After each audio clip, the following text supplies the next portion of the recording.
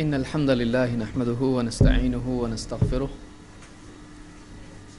ونعوذ بالله من شرور أنفسنا ومن سيئات أعمالنا من يهده الله فلا مضل له ومن يضلل فلا هادي له وأشهد أن لا إله إلا الله وحده لا شريك له وأشهد أن محمدا عبده ورسوله أما بعد فإن خير الحديث كتاب الله وخير الهدي هدي محمد صلى الله عليه وسلم وشر الأمور محدثاتها وكل محدثة بدعة وكل بدعة ضلالة وكل ضلالة في النار. قال الله تبارك وتعالى قل هل ننبئكم بالأخسرين أعمالا الذين ضل سعيهم في الحياة الدنيا وهم يحسبون أنهم يحسنون صنعا. میرے دینی بھائیوں، اللہ رب العالمین نے انسان کو ایک بہت قیمتی زندگی دی ہے اور انسان کو بہت ساری صلاحیتیں دی ہیں. اس کو زندگی دی ہے، اس کو موقع دیا ہے تاکہ اس موقع کا وہ صحیح استعمال کر کے آخرت کی زندگی میں کامیاب ہو جائے. دنیا کی زندگی وقتی ہے، آخرت کی زندگی ہمیشہ باقی رہنے والی ہے. اس زندگی میں انسان کی دنیا کی زندگی کے مطابق اس کو اچھا یا برا بدلہ دیا جائے گا. ایک انسان اگر دنیا میں واقعی صحیح زندگی گزار کے جائے تو آخرت میں جانے کے بعد اس کو اس زندگی کی بنیاد پر، ایمان اور عمل کی بنیاد پر اللہ کی طرف سے بہت بڑا انعام دیا جائے گا. ہمیشہ ہمیشہ کی جنت اس کو ملے گی جس میں اس کی تمام چاہتیں پوری ہوں گی. لیکن اگر اس زندگی کا اس نے صحیح استعمال نہیں کیا، اگر اس زندگی میں وہ اپنی خواہشات کے پیچھے پڑا رہا، اپنی مرضی کو دین بنا کر اس پر چلتا رہا، تو زندگی بھی ختم ہو جائے گی اور موقع بھی ختم ہو جائے گا. ایک ایسا موقع جو واپس ملنے والا نہیں ہے. اس لیے اس زندگی کا غلط استعمال کرنے والا آدمی بہت بڑے خسارے، گھاٹے، نقصان میں ہے. اس زندگی کو صحیح استعمال کرنا چاہیے. ایک ایک دن آدمی کے ہاتھ سے نکلتا جاتا ہے اور وہ کل پر ٹالتا رہتا ہے کہ کل سے انشاءاللہ میں اچھی زندگی جیوں گا، جو کام میں نے نہیں کیے ہیں میں وہ کل کروں گا. اور اسی طرح سے ایک ایک دن اس کی زندگی کا نکلتے نکلتے پوری زندگی ہاتھ سے نکل جاتی ہے. وہ کل کبھی آتا نہیں ہے. آدمی بھرم میں رہتا ہے، شیطان اس کو غفلت میں ڈالے رکھتا ہے، نفس کی خواہشیں پوری ہوتی رہتی ہیں اور مقصد پورا نہیں ہوتا. اس مقصد کے لیے جینا یہ سب سے بڑی عقل مندی ہے.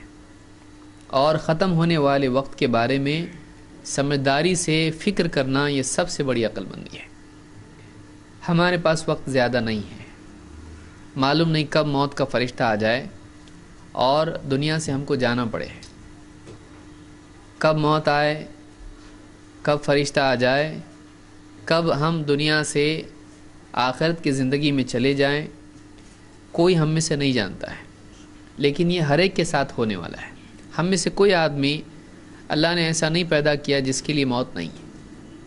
ہم میں سے کسی کو اللہ تعالیٰ نے ایسا نہیں بنایا ہے کہ وہ ہمیشہ جینے کے لیے آیا ہے. بڑے بڑے لوگ آئے، مالدار لوگ آئے، پڑھے لکھے لوگ آئے، بادشاہ آئے، نبی آئے، لیکن وہ بھی دنیا سے چلے گئے. یہاں پر کوئی رہنے کے لیے آتا نہیں ہے. تھوڑے دن وہ یہاں رہتا ہے، اس کے بعد یہاں سے اس کو جانا ہے. تو اس زندگی کی قدر کرنا واقعی سمجھداری ہے، اور اس زندگی کو ضائع کر دینا سب سے بڑی جہالت، سب سے بڑی نادانی ہے، کیونکہ اس کے علاوہ اپنے پاس کوئی موقع ہے ہی نہیں. مثال کے طور پر ایک آدمی ہے، اس کے پاس ایک سامنے خزانہ ہے اور اس کے ہاتھ میں اس خزانے کی چابی ہے. اب اگر وہ آدمی اس چابی کو پانی میں، دریا میں، سمندر میں پھینک دے، اب بتائیے اس سے زیادہ جاہل کون ہوگا کہ اس آدمی نے اس خزانے کی چابی سمندر میں ڈال دی، اب وہ خزانہ اس کو نہیں مل سکتا ہے. یہ جو زندگی ہماری ہے، یہ جو جسم، یہ جو عقل، یہ جو صلاحیت، یہ سب کچھ جو اللہ نے ہم کو دیا ہے، یہ اس چابی کی طرح ہے۔ ہمارا وقت، ہماری زبان، ہماری آنکھیں، ہمارا جسم، ہمارا ہاتھ پاؤں، ہمارا عمل، وہ اس چابی کی طرح ہے۔ اگر ہم اس کو ایسی جگہ برباد کر دیں جس سے کچھ فائدہ ہونے والا نہیں، جیسے سمندر میں ڈال دیں، پانی میں ڈال دیں، زمین میں دفن کر دیں، تو اس سے تالا کھلنے والا نہیں ہے، اس سے اس خزانے کا، جنت کا دروازہ کھلنے والا نہیں ہے۔ اگر واقعی اس کو صحیح جگہ استعمال ہم کرتے ہیں تو جنت کی نعمتیں ہمیشہ کے لیے ہمارے لیے آسان ہو جاتی ہیں۔ لیکن اس میں یاد رکھنے کی چیز یہ ہے کہ زندگی میں عام طور سے لوگوں کے دو مسئلے ہوتے ہیں۔ ایک تو یہ کہ جنت کی طلب کا وہ جذبہ نہیں ہوتا ہے جو ہونا چاہیے، اور بعض اوقات وہ جذبہ ہوتا ہے لیکن اس جذبے کے بعد جو آدمی عمل کرتا ہے وہ عمل صحیح نہیں ہوتا ہے۔ ایک آدمی، اس کے پاس چابی ہے اور وہ خزانے کا تالا کھولنے کے لیے تیار نہیں، بس بیٹھا ہوا ہے، کیا اس کو خزانہ ملے گا؟ نہیں، اس کو کچھ بھی ملنے والا نہیں ہے۔ اس کے پاس چابی ہے لیکن وہ اس تالے کو کھولنے کی محنت کرنے کے لیے تیار نہیں ہے۔ زیادہ کام کچھ ہے نہیں، بس تھوڑا سا کام ہے، لیکن وہ اتنا سست ہو چکا ہے کہ وہ اپنی جگہ پر بیٹھا اور چاہ رہا ہے کہ تالا اپنے آپ کھل جائے اور اس کی ساری نعمتیں اس کے سامنے آ جائیں، ساری خزانے کی چیزیں اس کے سامنے آ جائیں۔ یہ آدمی نادان ہے، چابی ہو کے بھی یہ فقیر کا فقیر بھکاری رہے گا، کچھ نہیں اس کے پاس، مانگنے سے کچھ ملتا نہیں ہے، اس کی کوشش کرنی پڑتی ہے۔ دوسرا وہ آدمی ہے جو اصل چابی چھوڑ کے دوسری چابیاں اس تالے کے ساتھ میں ٹرائی کرے، جو چابی اس کی ہے، وہ بولے ضروری تھوڑی وہی چابی، دوسری کوئی چابی استعمال کر رہا ہے اس کے لیے۔ وہ لوہے کی چابی کی بجائے کیا کر رہا ہے؟ سونے کی چابی استعمال کر رہا ہے، لیکن وہ چابی اس تالے کی ہے۔ اگر وہ چابی اس تالے کی ہوتی تو تالا کیا ہو جاتا؟ تھوڑا سا کام ہے، کھل جاتا، اور تالا کھل کے سارا خزانہ اس کا ہے۔ لیکن وہ کیا کر رہا ہے؟ وہ اس خزانے کی چابی چھوڑ کے، اس تالے کی چابی چھوڑ کے، اپنے دل سے جو چابی چاہتا ہے، اچھی بنایا اس نے سونے کی، بہت خوبصورت اچھی، اور وہ ٹرائی کر رہا ہے۔ چابی بھی خراب ہوگی، تالا بھی خراب ہوگا، اور خزانہ ملنے والا نہیں۔ وہ آدمی بھی محروم ہے، یہ آدمی بھی محروم ہے۔ وہ بھی فیل ہو گیا، اس کے پاس چابی ہو کے وہ فیل ہو گیا، اور یہ آدمی کوشش کر کے فیل ہو گیا۔ دیکھیے دو پرابلم ہیں۔ ایک آدمی وہ ہے جس کے پاس چابی ہے لیکن اس نے کیا نہیں کیا؟ کوشش نہیں کیا خزانہ پانے کے لیے، تو چابی ہو کے بھی وہ فیل ہو گیا۔ دوسرا آدمی وہ ہے کہ جس نے محنت کی لیکن غلط چابی استعمال کی، محنت کر کے یہ فیل ہو گیا۔ یہی حال ان دو لوگوں کا ہوتا ہے جو دنیا میں علم ان کے پاس ہوتا ہے، جنت کا راستہ ان کو معلوم ہوتا ہے، ان کے پاس وہ ساری باتیں ہوتی ہیں کہ وہ کیا کر کے جنتی بن جائیں، لیکن ان کا حال یہ ہے کہ چابی ہے لیکن جیب میں ہے، اور چاہ رہے ہیں کہ تالا اپنے آپ کھل جائے اور کوئی بلانے والا ان کو اندر بلائے۔ وہ اللہ سے امید کی بنیاد پر چاہتے ہیں کہ اللہ ہم کو جنت میں ڈال دے، وہ اس کے لیے عمل کرنے کے لیے تیار نہیں ہے۔ وہ جانتے ہیں کیا عمل ہے جنت میں لے جانے والا، لیکن عمل کرنے کے لیے تیار نہیں ہے۔ سستی سب سے بڑی بیماری اس دور کی سستی ہے، سب سے بڑی بیماری۔ آدمی گھر میں بیٹھا ہے، اذان ہو رہی ہے، جا سکتا ہے لیکن کیوں نہیں جا رہا؟ سستی۔ کچھ اس کی وجہ نہیں، بیمار ہے بھائی، ٹانگ ٹوٹی ہے، اور کیا مسئلہ ہے؟ کچھ بھی مسئلہ نہیں ہے، بس بیٹھا ہے ایسی کرسی پہ بیٹھا ہے، سستی۔ کتنے اعمال ایسے ہیں کر سکتا ہے، قرآن کی تلاوت کر سکتا ہے، نہیں کر رہا، کیوں؟ سستی۔ کل دیکھیں گے، اٹھا لیں گے اس کو آگے. ذکر کر سکتا ہے بیٹھے بیٹھے اللہ کا, سبحان اللہ بول سکتا ہے, الحمدللہ بول سکتا ہے. سستی بعد میں دیکھیں گے, کل پہ ٹالنا, آگے ابھی نہیں, سستی. یہ بہت بڑا مسئلہ آج اس دور کا ہے, اور یہ آدمی کو, سستی چھوٹی چیز ہے, جہنمی بناتی ہے آدمی کو. کہ دھیرے دھیرے جب آدمی بے عملی کا عادی ہو جاتا ہے تو پھر عمل کرنا اس کے لیے بہت مشکل ہوتا ہے. پھر کوئی آ کے اگر ہاتھ پکڑ کے چل نماز کو, تو آدمی اتنا زیادہ عادی ہو چکا ہے بے عملی کا, بولتا تو چل میں آیا, جا تو میں آتا. نہیں جاتا ہے, وہ ادھر ہی بیٹھا رہے گا, وہ جا کے آ بھی جاتا. کئی کئی دن نمازیں, کئی کئی دن کے عبادات, کئی کئی دن کی تلاوتیں, ذکر اور کیا کچھ نہیں. پھر بے دینی میں اس کو لذت آنے لگتی ہے. سستی, جاننا لیکن نہیں کرنا, ایک مسئلہ یہ ہے. دوسرا مسئلہ کیا ہے؟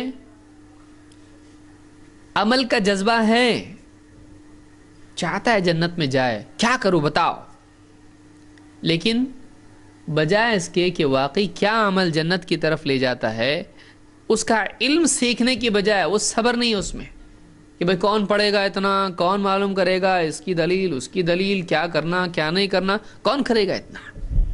جو اس کے دل میں آتا ہے عمل شروع کر دیتا ہے. وہ بغیر تحقیق کے اپنے دل سے کچھ بھی عمل شروع کر دیتا ہے. لیکن جیسے میں نے بتایا کہ غلط چابی سے صحیح تالا کھلتا نہیں, تالا کھلنے کے لیے اسی کی چابی چاہیے. جنت کا تالا, جنت کا دروازہ, کوئی بھی چابی گھماؤ, سونے کی چابی لاؤ, کہیں کی بھی چابی لاؤ, کھلنے والا ہے وہ ایک ہی چابی سے کھلنے والا ہے, محمد الرسول اللہ صلی اللہ علیہ وسلم. اللہ کے نبی صلی اللہ علیہ وسلم فرماتے ہیں کہ میں جنت کے دروازے پر آؤں گا قیامت کے دن, اور میں دروازہ کھٹکھٹاؤں گا, کھولو. اندر سے جو اس کا دربان ہے, جو محافظ ہے اس دروازے کا جنت کے, اندر سے پوچھے گا کون ہے؟ اللہ کے نبی صلی اللہ علیہ وسلم جواب دیں گے محمد, اپنا نام بتائیں گے. وہ کہے گا ہاں مجھ کو یہی حکم ملا ہے کہ آپ سے پہلے کسی کے لیے دروازہ کھولنا نہیں ہے, آپ سے پہلے کسی کے لیے دروازہ کھولنا نہیں ہے. دروازہ جنت کا کھلے گا تو ایک نام سے کھلے گا, کیا نام ہے وہ؟ محمد صلی اللہ علیہ وسلم. اب ہم کسی اور باپ دادا سے کھولنا شروع کر دیں, اس کو پیر صاحب سے کھولنا شروع کر دیں, اس کو خواہشات سے کھولنا شروع کر دیں. میرا دل بولتا ہے کھل جا, وہ کھلنے والا ہے؟ اللہ کے لیے کھل جا, نہیں کھل سکتا. اس کے لیے ایک نام ہے محمد, اور اللہ نے وہی حکم دیا ہے, اللہ ہی کھولے گا, اور کون کھولے گا؟ اللہ کی مرضی کے بغیر کچھ ہوتا نہیں ہے. وہ داروغہ ہے وہاں پہ, محمد صلی اللہ علیہ وسلم خود بھی کھلوا رہے ہیں اس کو نہیں, آپ کا نام سن کے وہ کھولے گا, اللہ کے حکم سے کھولے گا. تو آج ہم دوسری چیزوں سے چاہ رہے ہیں کہ جنت ہمارے لیے کھل جائے, وہ ہونے والا نہیں ہے. تو پہلا پرابلم یہ ہے کہ آدمی جانتا ہے لیکن کرتا نہیں ہے. دوسرا پرابلم یہ ہے کہ آدمی کرتا ہے عمل, لیکن وہ عمل نہیں کرتا ہے جس سے واقعی فائدہ ہوتا ہے. ایسا عمل اللہ کے نزدیک مقبول نہیں ہے. آپ ریلوے اسٹیشن پہ گئے, اب ٹرین آپ کی آئی نہیں اب تک, آپ کے بچے نے آپ کا ہاتھ کھینچ کے بولا ابو وزن کرنا ہے مجھ کو, اپنا وزن کرنا ہے, ٹھیک ہے چلو میں بھی کرتا ہوں. گئے آپ, مشین رکھی ہوئی سامنے, آپ کے گھر کی مشین ہے نہیں, بنانے والے نے اس کو بنایا ہے, آپ کی مشین نہیں ہو. کیا کرنا پڑتا ہے؟ وہاں پڑھا آپ نے, اس پہ لکھا ہوا ہے 1 روپے کا سکہ, 50 پیسے کے 2 سکے, جو کمپنی نے طے کیا ہے وہ بتا دیا بھائی یہ سکے ڈالو اور ٹھہرو, اس کے اوپر وزن آپ کا آ جائے گا. کچھ زیادہ کرنے کی ضرورت نہیں, خالی کیا کرو آپ 1 روپے کا سکہ ڈالو اس میں, کچھ کرنے کی ضرورت نہیں ہے. اب آپ بولے میرے پاس 1 روپے کا سکہ تو ہے نہیں، میرے پاس 10 روپے کی نوٹ ہے، 10 روپے گئے تو بھی چلتا، بچہ بہت ضد کر رہا میرا، 1 روپے کا سکہ نہیں ہے، 1 روپے چھوٹا ہے، 10 روپے بڑے ہیں۔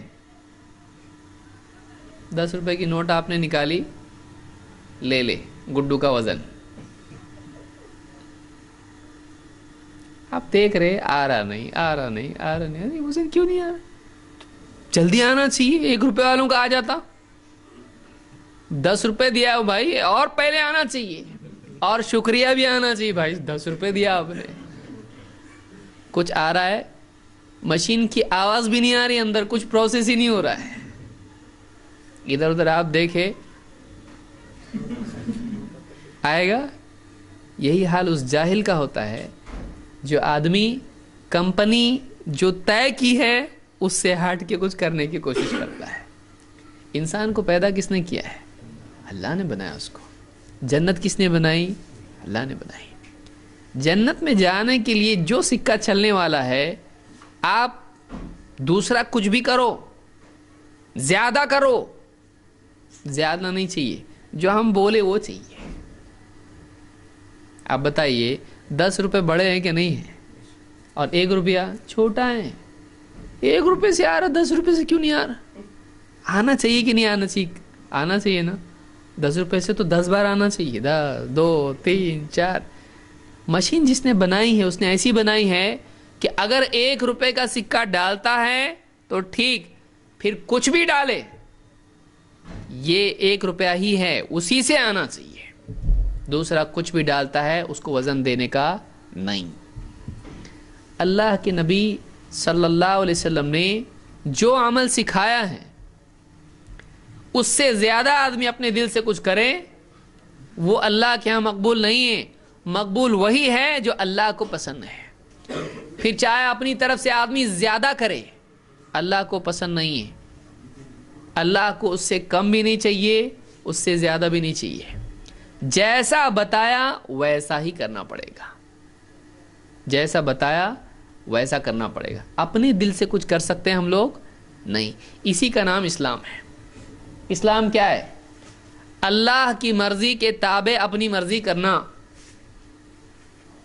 اسلمہ کے معنی کیا ہے؟ تابع ہو جانا، فرما بردار ہو جانا۔ اذ قال له ربه اسلم قال اسلمت لرب العالمین۔ اللہ تعالیٰ فرماتا ہے، میں ابراہیم علیہ السلام سے جب اللہ نے کہا اسلم، اسلم، اسلام کا لفظ اسی سے تو بنا ہے، اسلمہ، اسلم، اسلام لے آ، فرما بردار ہو جا۔ قال اسلمت لرب العالمین، ابراہیم علیہ السلام نے کہا ہاں میں رب العالمین کا فرما بردار ہو گیا، میں رب العالمین کا فرما بردار ہو گیا۔ وہ سارے عالمین کا رب ہے۔ سورج اس کی مرضی سے چل رہا ہے، چاند اس کی مرضی سے چل رہا ہے۔ سورج کبھی بولتا ہے 1 دن میں 2 بار آتا میں، چاند بولتا ہے 1 مہینے میں 2 بار آتا میں، نہیں، اس کی ترتیب ہے، اس کی ترتیب ہے۔ اللہ نے ہر ایک کے لیے قاعدہ قانون بنا کے رکھا ہے، پوری کائنات ویسی چل رہی ہے۔ آگ جلاتی ہے، پانی بجھاتا ہے، قاعدہ اللہ نے بنا کے رکھا ہے۔ اللہ نے جو قاعدہ بنایا ہے پوری کائنات اس سے ہٹ نہیں سکتی ہے، اس کی پابند ہے۔ ہم پابند بن جائیں یہ ہماری سعادت ہے۔ کائنات کا نظام صحیح کیوں چل رہا؟ صحیح چل رہا ہے اس وجہ سے کہ وہ تھوڑا بھی آگے پیچھے نہیں ہوتے ہیں، جیسا اللہ نے بتایا ہے ویسا ہی چلتے ہیں، جیسا اللہ نے بتایا ویسا چلتے ہیں۔ جو ترتیب اللہ نے رکھی ہے اس کی پابند پوری کائنات ہے۔ انسان سے کیا مطالبہ ہے؟ تو بھی ایسے ہی پابند ہو جا، جیسا سارے پابند ہیں تیرے سوا، تو بھی پابند ہو جائے۔ اپنی مرضی چھوڑ، اپنی مرضی چھوڑ، اللہ کی مرضی اختیار کر، اللہ کی مرضی کے تابع اپنی مرضی کو کر دے، بس اتنا ہی کرنے کی ضرورت ہے۔ میرا دل ہی چاہتا ہے میں یوں کروں گا، میرا ایسا ہے، میرا، اللہ جو بتاتا وہ کر۔ اس وقت مجھ کو کیا کرنا چاہیے؟ اللہ کی مرضی دیکھ، اللہ تجھ سے کیا چاہتا ہے۔ اپنے سارے پلاننگ، اپنی ساری ترتیب، اپنی خواہشات، اپنی چاہتیں، اپنے ارمان سب ہٹا. اللہ کیا چاہتا پہلے دیکھیں. اس کا نام اسلام ہے. یہ اسلام ہے. لیکن آج مسلمان کا کیا حال ہے؟ وہ اپنی چاہتیں پوری کرنے میں لگا ہوا ہے. مجھ کو ایسا کرنا ہے، مجھ کو یہ لینا ہے، مجھ کو توں کرنا ہے، جو کرنا ہے. زندگی نکل جاتی، کچھ ملتا نہیں. کتنے لوگ آئے کروڑپتی بننے کے لیے، آپ انٹرویو لو راستے میں کھڑے ہو کے، ہر ایک کی کتنے تمنا ہے. اور آپ جا کے دیکھو ڈیڈ ہاؤس میں، اس کے گھر والوں کو پوچھے اس کا کیا چاہیے، اس کو کیا چاہیے تھا، وہ لسٹ بتائیں گے. اس کا یہ پروگرام تھا، اس سال میں یہ کرنا تھا، اس کا کیا تھا، اس کا بھی یہ تھا، اس کا. جتنے لوگ دفن ہو رہے ہیں سب کے پرابلم تھے، سب کے پلاننگ تھے، سب کی تمنائیں تھی، سب کی آرزویں تھی، سب کے بہت کام باقی تھے. گئے، کام بھی گئے، تمنائیں بھی گئی، چاہتے بھی گئی، پلاننگ بھی گئے، سب گئے. دنیا رکی کسی کے لیے؟ سورج رکا، چاند رکا، ہوا رکی، گھر والے رکے. ایک مہینہ پہلے جس کے گھر میں جنازہ ہوا اس کی دکان کھلی کہ بندے جا کے دیکھو. اس کے بچے اسکول جا رہے کہ نہیں جا کے دیکھو. اس کی بیوی کچن میں پکا رہی کہ نہیں پکا رہی کھانا جا کے دیکھو. سب اپنی جگہ کام کر رہے ہیں. یہ گیا، سارے پلاننگ گئے اس کے. اب اگر وہ اللہ کی مرضی پوری کر کے جاتا تو کامیاب ہوتا ہو. اس نے اللہ کے سوا کس کی مرضی پوری کیا؟ بیوی کی مرضی پوری کیا. مجھ کو یہ چاہیے، لیجئے. بیٹا ابو مجھ کو یہ چاہیے، لو. رشتہ دار اس کی شادی ہے، اس کو یہ دینا پڑے گا، لو، خوش ہوگا. سب کی چاہتیں پوری کیا اس نے، اپنی بھی کیا. یہ کھانے کو دل کر رہا، وہ پینے کو دل کر رہا، یہ پہننے کو دل کر رہا، یہ گاڑی چاہیے، یہ موٹر چاہیے، یہ کمپیوٹر چاہیے، یہ فلانی چیز چاہیے، یہ موبائل چاہیے. اپنی بھی چاہتیں پوری کیا. ایک چاہت پوری نہیں کیا اس نے. کس کی؟ جس کی چاہت ساری کائنات پوری کرتی ہے، جس کی مرضی کے آگے سب کی مرضیاں ختم ہو جاتی ہیں. اگر وہ چاہے تو وہی ہوتا ہے پھر. کیونکہ اس کو جینا تھا، اس کو رکھنا نہیں تھا. اس کو آپ کون، کس کی چاہت پوری ہوئی؟ جو گیا زندگی بھر اس کی چاہت پوری کرنے سے رہا. اس کی چاہت کیا تھی؟ مجھ کو رہنا ہے یہاں پہ. اس کی چاہت کیا تھی؟ اس کو رکھنا نہیں ہے، اس کو رکھنا نہیں ہے. کس کی چاہت پوری ہوئی؟ اس کی. لیکن یہ فیل ہو گیا. کیوں؟ اس لیے کہ اس نے اپنے دل سے اس کی چاہت پوری نہیں کی. یہ زندگی بھر اس سے بھاگتا رہا. پکڑا، اس لے کے گیا فرشتہ. بھاگنے والے کو جب پکڑ کے لے جایا جاتا ہے تو مجرم ہوتا ہے. وہ مجرم کی طرح دنیا سے گیا. یہ بھاگ رہا تھا اللہ سے. کتنا بھاگے گا تو؟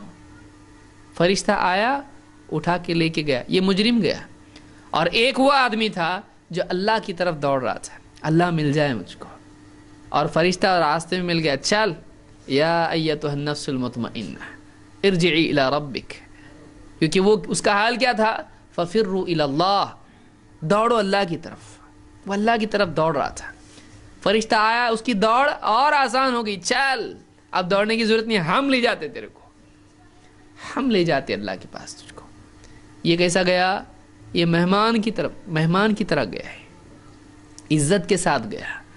اللہ نے اس کی دوڑ آسان کر دی، اس کو جلدی پہنچایا اللہ نے. لہذا دنیا میں سب سے عقل مند آدمی وہ ہے جو اللہ کی چاہت پوری کرنے کے لیے اپنی چاہت قربان کرنے کے لیے تیار ہو. مجھ کو یہ صحیح لگ رہا، اللہ نے بتایا یہ صحیح ہے، میں جو بول رہا ہوں صحیح نہیں ہے، اللہ جو بتایا وہ صحیح ہے. مجھ کو یہ کرنا ہے لیکن اللہ یہ چاہتا ہے، میرا ختم.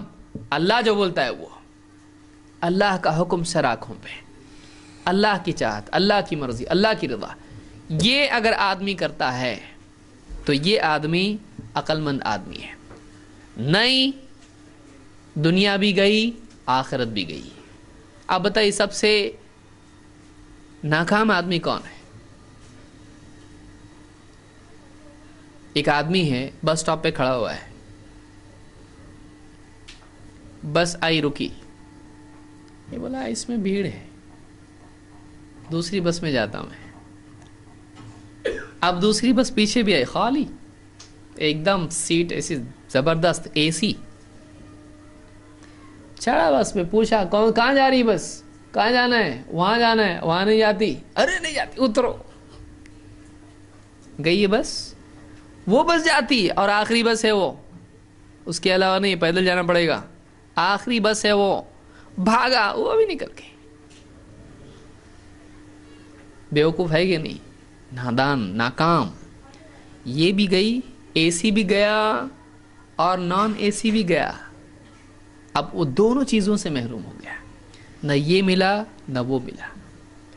تو ایک آدمی کی دنیا بھی چلی جائے اور آخرت بھی چلی جائے تو جانے والی, ختم ہونے والی, یہ بس چھوٹنے والی اپنی, بلکہ اس بس میں سے اتارنے والے اپنے کو. ہوا اترو, اب چلو فرشتہ آیا نیچے رکا, لے کے جا رہا تم کو, جاؤ, یہ اس گاڑی میں سے اترنا ہے ہم کو. دنیا میں کتنا چلائے گا گاڑی آدمی, اترنا ہے اس سے. لیکن وہ جنت والی گاڑی چھوڑ گئی, فیل ہو گیا. یہ وہ ایک ہی گاڑی ہے, وہ چھوڑ گئی تو تقدیر, اس کی قسمت لٹ گئی بولتے ہیں نا, برباد ہو گیا وہ. اور اللہ نے ایسے ہی لوگوں کا حال قرآن کریم کی اس آیت میں بیان کیا ہے جو میں نے شروع میں بیان کی.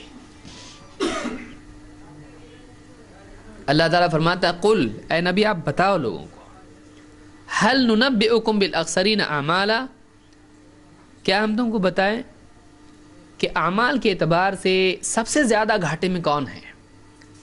هل ننبئکم بالاخسرین اعمالا, اعمال کے اعتبار سے سب سے زیادہ گھاٹے میں, خسارے میں, لاس میں کون ہے. عمل کر کے بھی لاس میں کون ہے, بھاگ کے بھی نہیں, جو جن کو بس نہیں مل رہی, جو دوڑ کے بھی منزل تک نہیں پہنچ پا رہے ہیں, کر کے بھی نہیں مل رہا ان کو, کون ہے. جن کو کھیتی کر کے بھی کچھ نہیں, سب برباد. بالاخسرین اعمالا, اعمال کے اعتبار سے عمل کر کے بھی سب سے زیادہ گھاٹے میں کون ہے. اللہ نے خود جواب دیا, الذین ضل سعیہم فی الحیاۃ الدنیا وہم یحسبون انہم یحسنون صنعا. یہ وہ لوگ ہیں کہ جن کی دنیا کی ساری کوششیں جو دنیا میں انہوں نے کی تھیں سب برباد ہو گئی ہیں. بہت کوشش کی انہوں نے,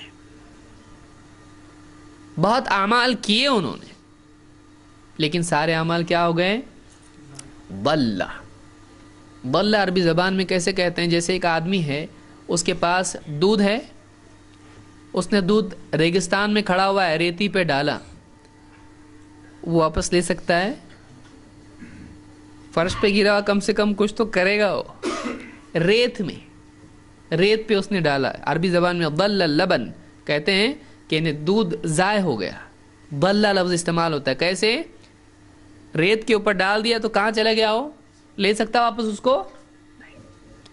جن کی دنیا کی کوششیں رائیگاں چلی گئی, برباد ہو گئی, ویسے ہی جیسے پانی اور دودھ ریت پر ڈال دیا جائے تو کیا ہو جاتا ہے, ختم, گیا ہو, واپس لے بھی نہیں سکتا اس کو. وَهُمْ يَحْسَبُونَ أَنَّهُمْ يُحْسِنُونَ صُنْعًا, اور وہ اسی بھرم میں پڑے رہے, گمان میں پڑے رہے کہ ہم کچھ اچھا کر رہے ہیں, ہم کچھ اچھا کر رہے ہیں. یعنی ایک آدمی, یہاں پر اللہ نے ایک بات بتائی کہ سب سے زیادہ لاس میں کون آدمی ہے. وہ آدمی جو کچھ کر رہا ہے, لیکن جو کچھ وہ کر رہا ہے وہ سمجھ رہا ہے کہ اچھا ہے, لیکن وہ اچھا نہیں ہے, وہ فیل ہونے والا ہے. وہ فیل ہونے والا ہے کہ ایک آدمی ایک عمل کر رہا ہے اور یہ سمجھتا ہے کہ اس کا انجام اچھا ہے, لیکن اس کا انجام اچھا نہیں ہے.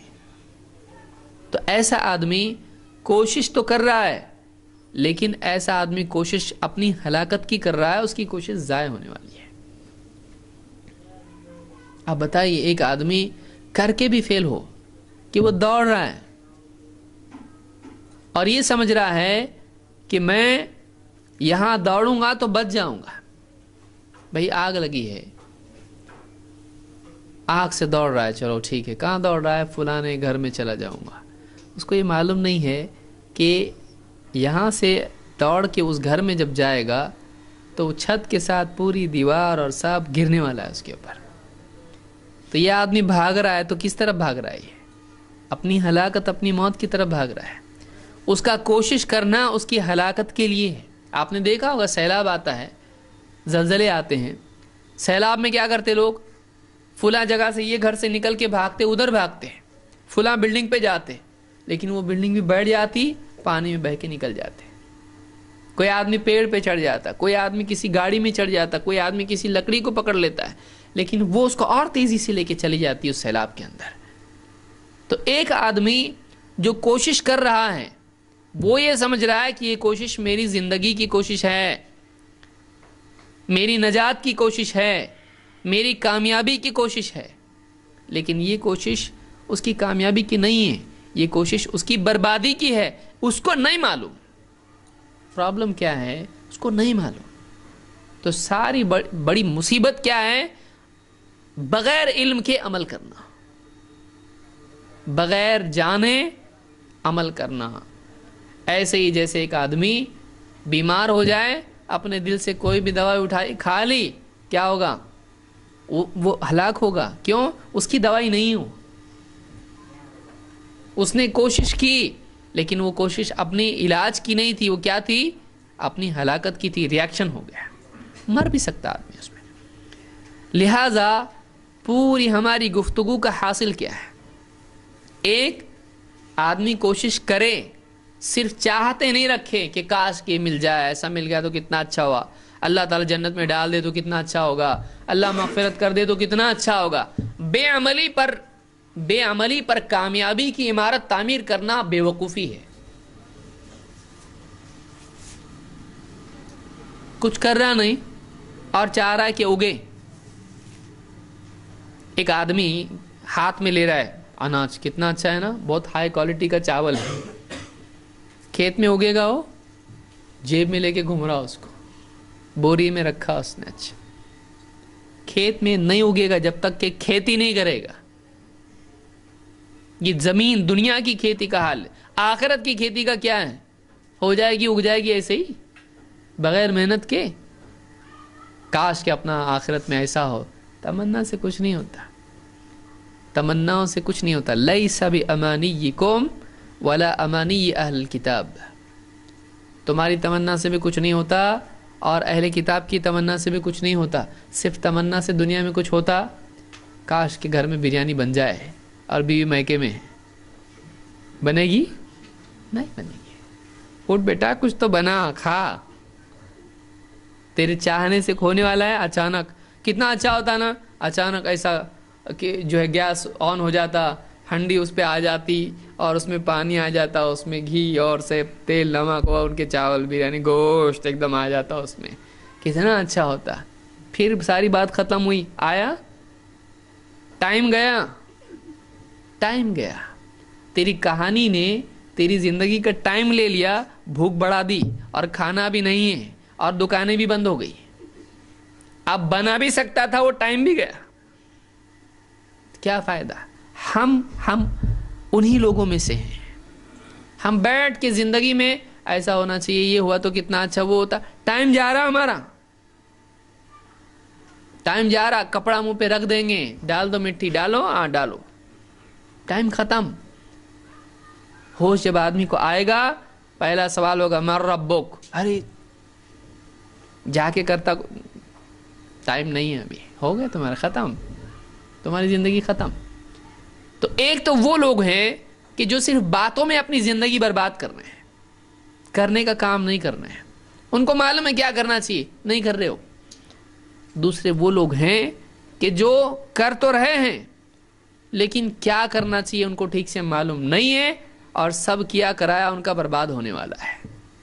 الذین ضل سعیہم فی الحیات الدنیا وہم یحسبون انہم یحسنون صنعا، کہ جن کی دنیا کی ساری کوششیں برباد ہو گئی اور وہ اسی گمان میں پڑے رہے کہ ہم بہت اچھا کام کر رہے ہیں۔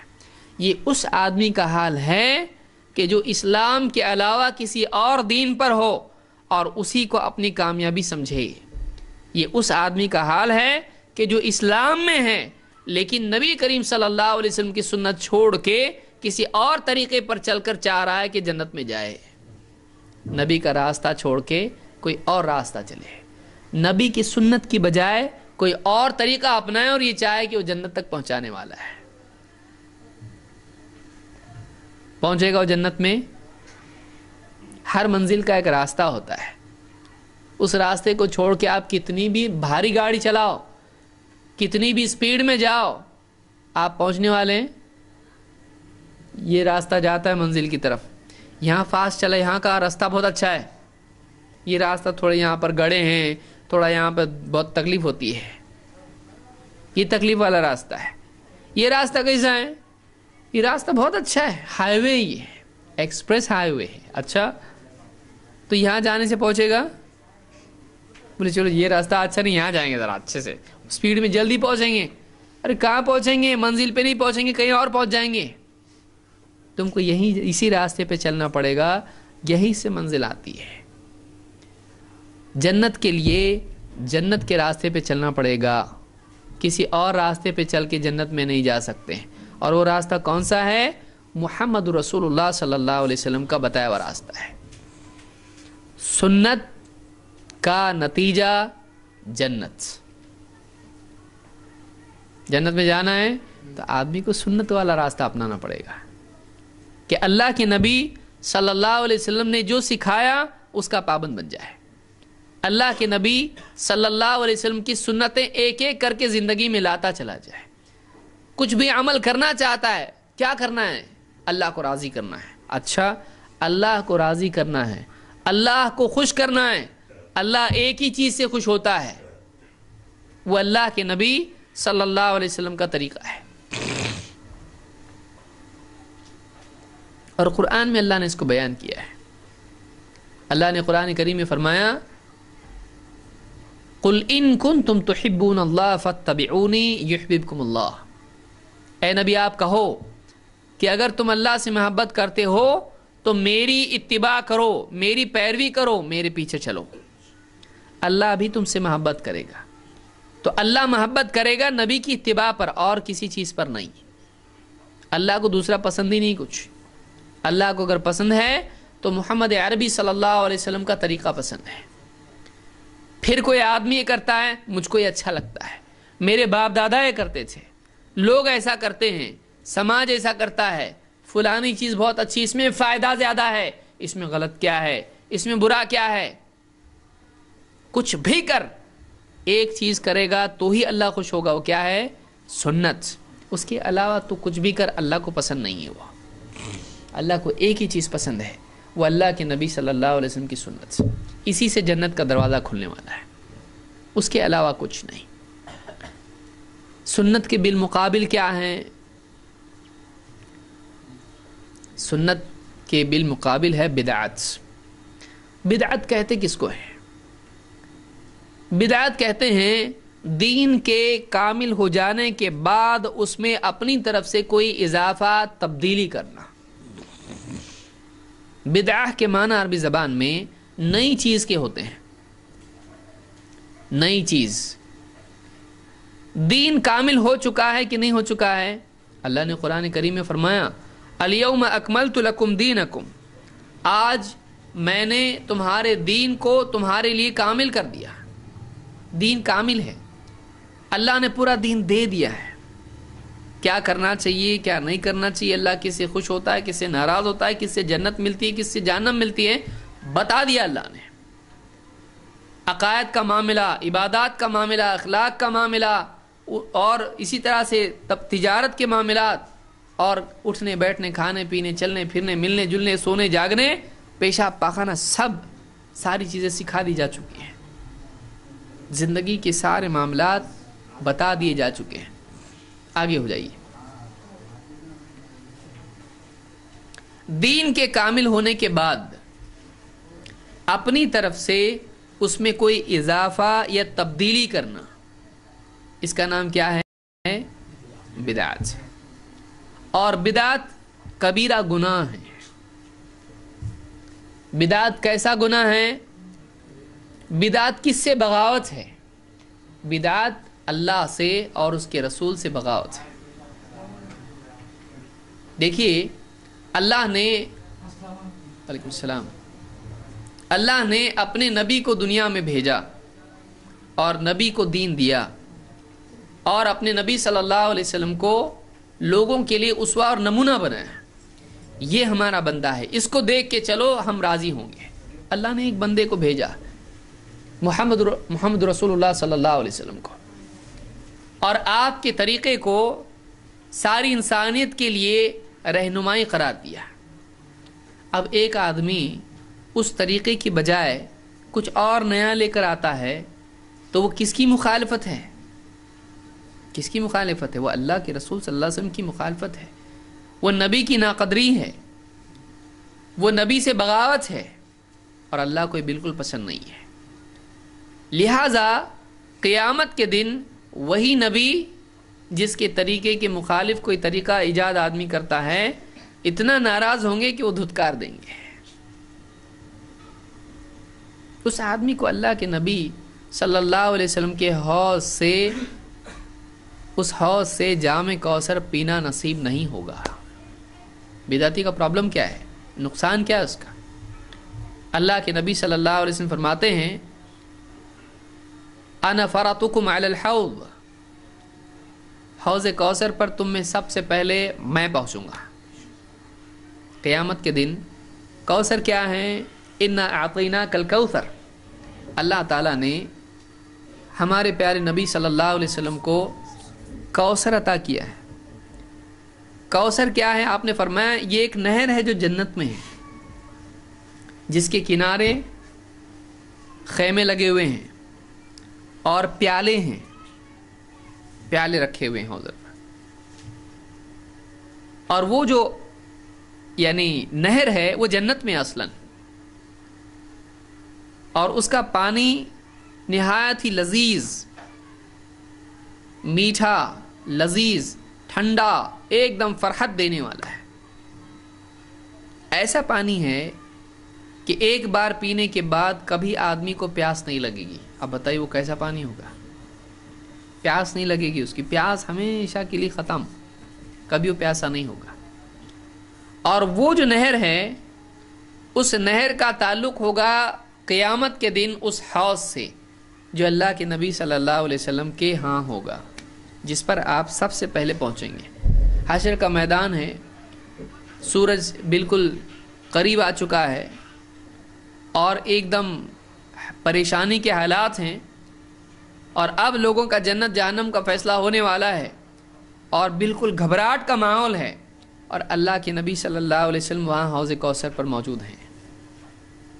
وہ حوض ایسا ہے کہ بالکل چوکور ہے، بہت دور تک ہے، وہ بہت بڑا ہے وہ، اور اس کے جو منڈیر ہے، اس کی جو حوض کا ہوتا ہے اس طرح سے، جس پر لوگ بیٹھتے بھی ہیں پانی لینے کے لیے، اس پر پیالے رکھے ہوئے۔ کتنے پیالے ہیں؟ آپ فرماتے ہیں کہ آسمان میں جتنے ستارے ہیں اتنے پیالے ہیں اس کے اوپر۔ اس کی زیادہ تفصیل میں نہیں جاؤں گا کیونکہ ہمارا اصل موضوع نہیں ہی ہے، اور بہت لذیذ پانی ہے۔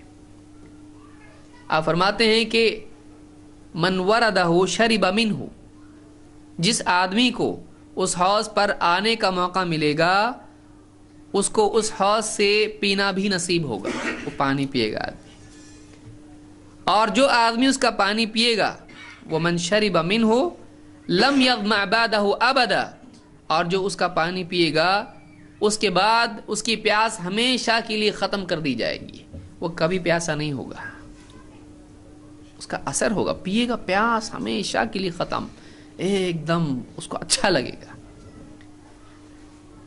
لیکن آپ فرماتے ہیں لَيَرِدُ عَلَيَّ أَقْوَامٌ أَعْرِفُهُمْ وَيَعْرِفُونِي، لیکن کچھ لوگ آئیں گے اور میرے پاس آنے کی کوشش کر رہے ہوں گے قیامت کے دن،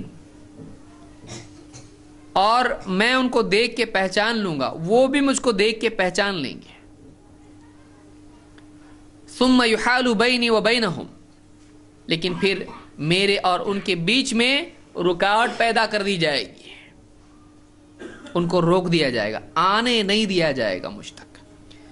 نبی صلی اللہ علیہ وسلم تک پہنچنا نصیب نہیں ہوگا ان لوگوں کو. نبی کے پاس جانا چاہ رہے ہیں.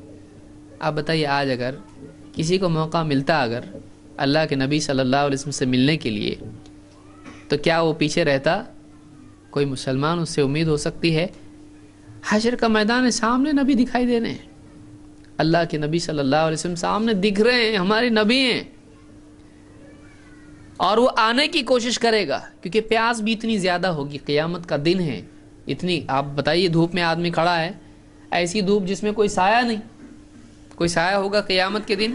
کوئی سایہ نہیں, سوائے عرش کے سایہ کے کوئی سایہ نہیں ہوگا. پیاس سے پریشان مخلوق وہ حوض پر آنے کی کوشش کریں گے, نبی کے پاس آنے کی کوشش کریں گے, اللہ کے نبی صلی اللہ علیہ وسلم سے ملنے کی کوشش کریں گے.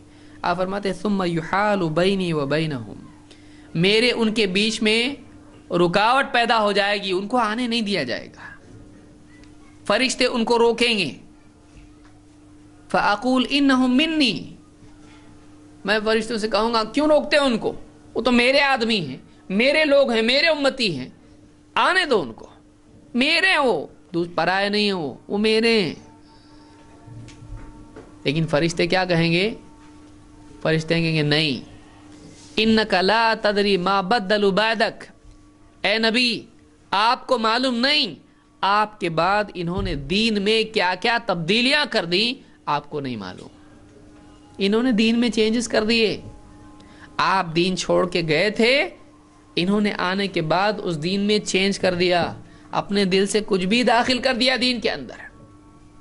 انک لا تدری ما احدثوا بعدک, آپ کو نہیں معلوم انہوں نے دین میں کیا کیا بدعتیں نکال لی.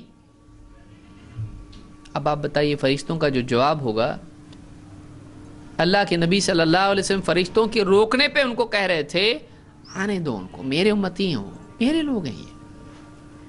لیکن جب فرشتے بتائیں گے آپ کو نہیں معلوم اللہ کے رسول ان لوگوں نے دین میں چینج کر دیا, اتنا ڈینجر گناہ کر کے آئے ہیں, ان کا گناہ چھوٹا نہیں ہے, یہ باغی ہیں اللہ کے, یہ باغی ہیں رسول اللہ صلی اللہ علیہ وسلم کے, انہوں نے تو پورا قانون ہی تبدیل کر دیا.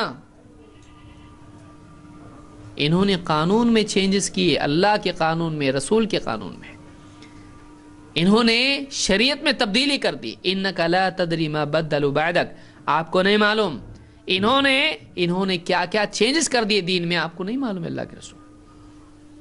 جب یہ جواب سنیں گے فرشتوں کا اللہ کے نبی صلی اللہ علیہ وسلم, تو آپ دیکھیے اللہ کے رسول صلی اللہ علیہ وسلم خود کہہ رہے تھے آنے دو, اب آپ ان سے بھی زیادہ سختی سے آپ کہیں گے سحقن سحقن لمن بدل بعدی, ایسا دور ہو جاؤ, دوری ہو ان لوگوں کے لیے جنہوں نے میرے بعد دین میں تبدیلیاں کر دی. اب تک تو صرف فرشتے روک رہے تھے, اب تک تو صرف فرشتے ان کو دور کر رہے تھے نبی سے. اب اگر نبی خود کہہ دے مت آؤ میرے نزدیک, آنے مت دو ان لوگوں کو میرے نزدیک, یہ برے لوگ ہیں, کیوں مت آنے دو ان کو؟ حدیث کے الفاظ دیکھیے, سحقن سحقن لمن بدل بعدی, دوری ہو ان لوگوں کے لیے جنہوں نے میرے بعد تبدیلی کی. میرے بعد تبدیلی کرنا دین میں اتنا بڑا جرم ہے کہ ان لوگوں کو میرے قریب بھی آنے مت دو, ان کو میرے قریب آنے مت دو, ان کو دور کرو.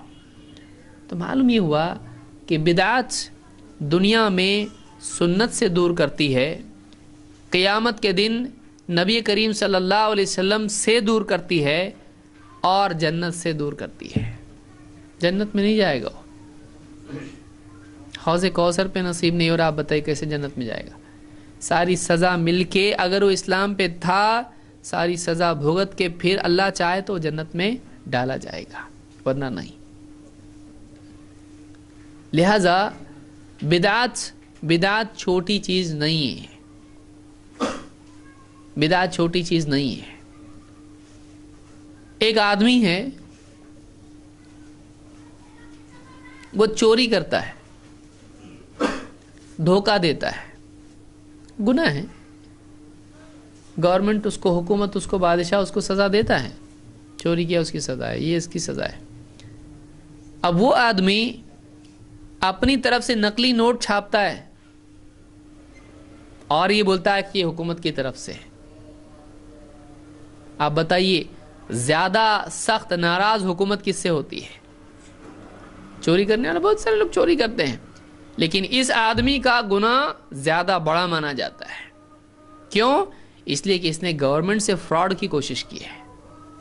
اس نے عام لوگوں سے نہیں، اس نے حکومت سے، بادشاہ سے جھوٹا سکہ یہ چلا رہا ہے، جھوٹی نوٹ یہ چلا رہا ہے.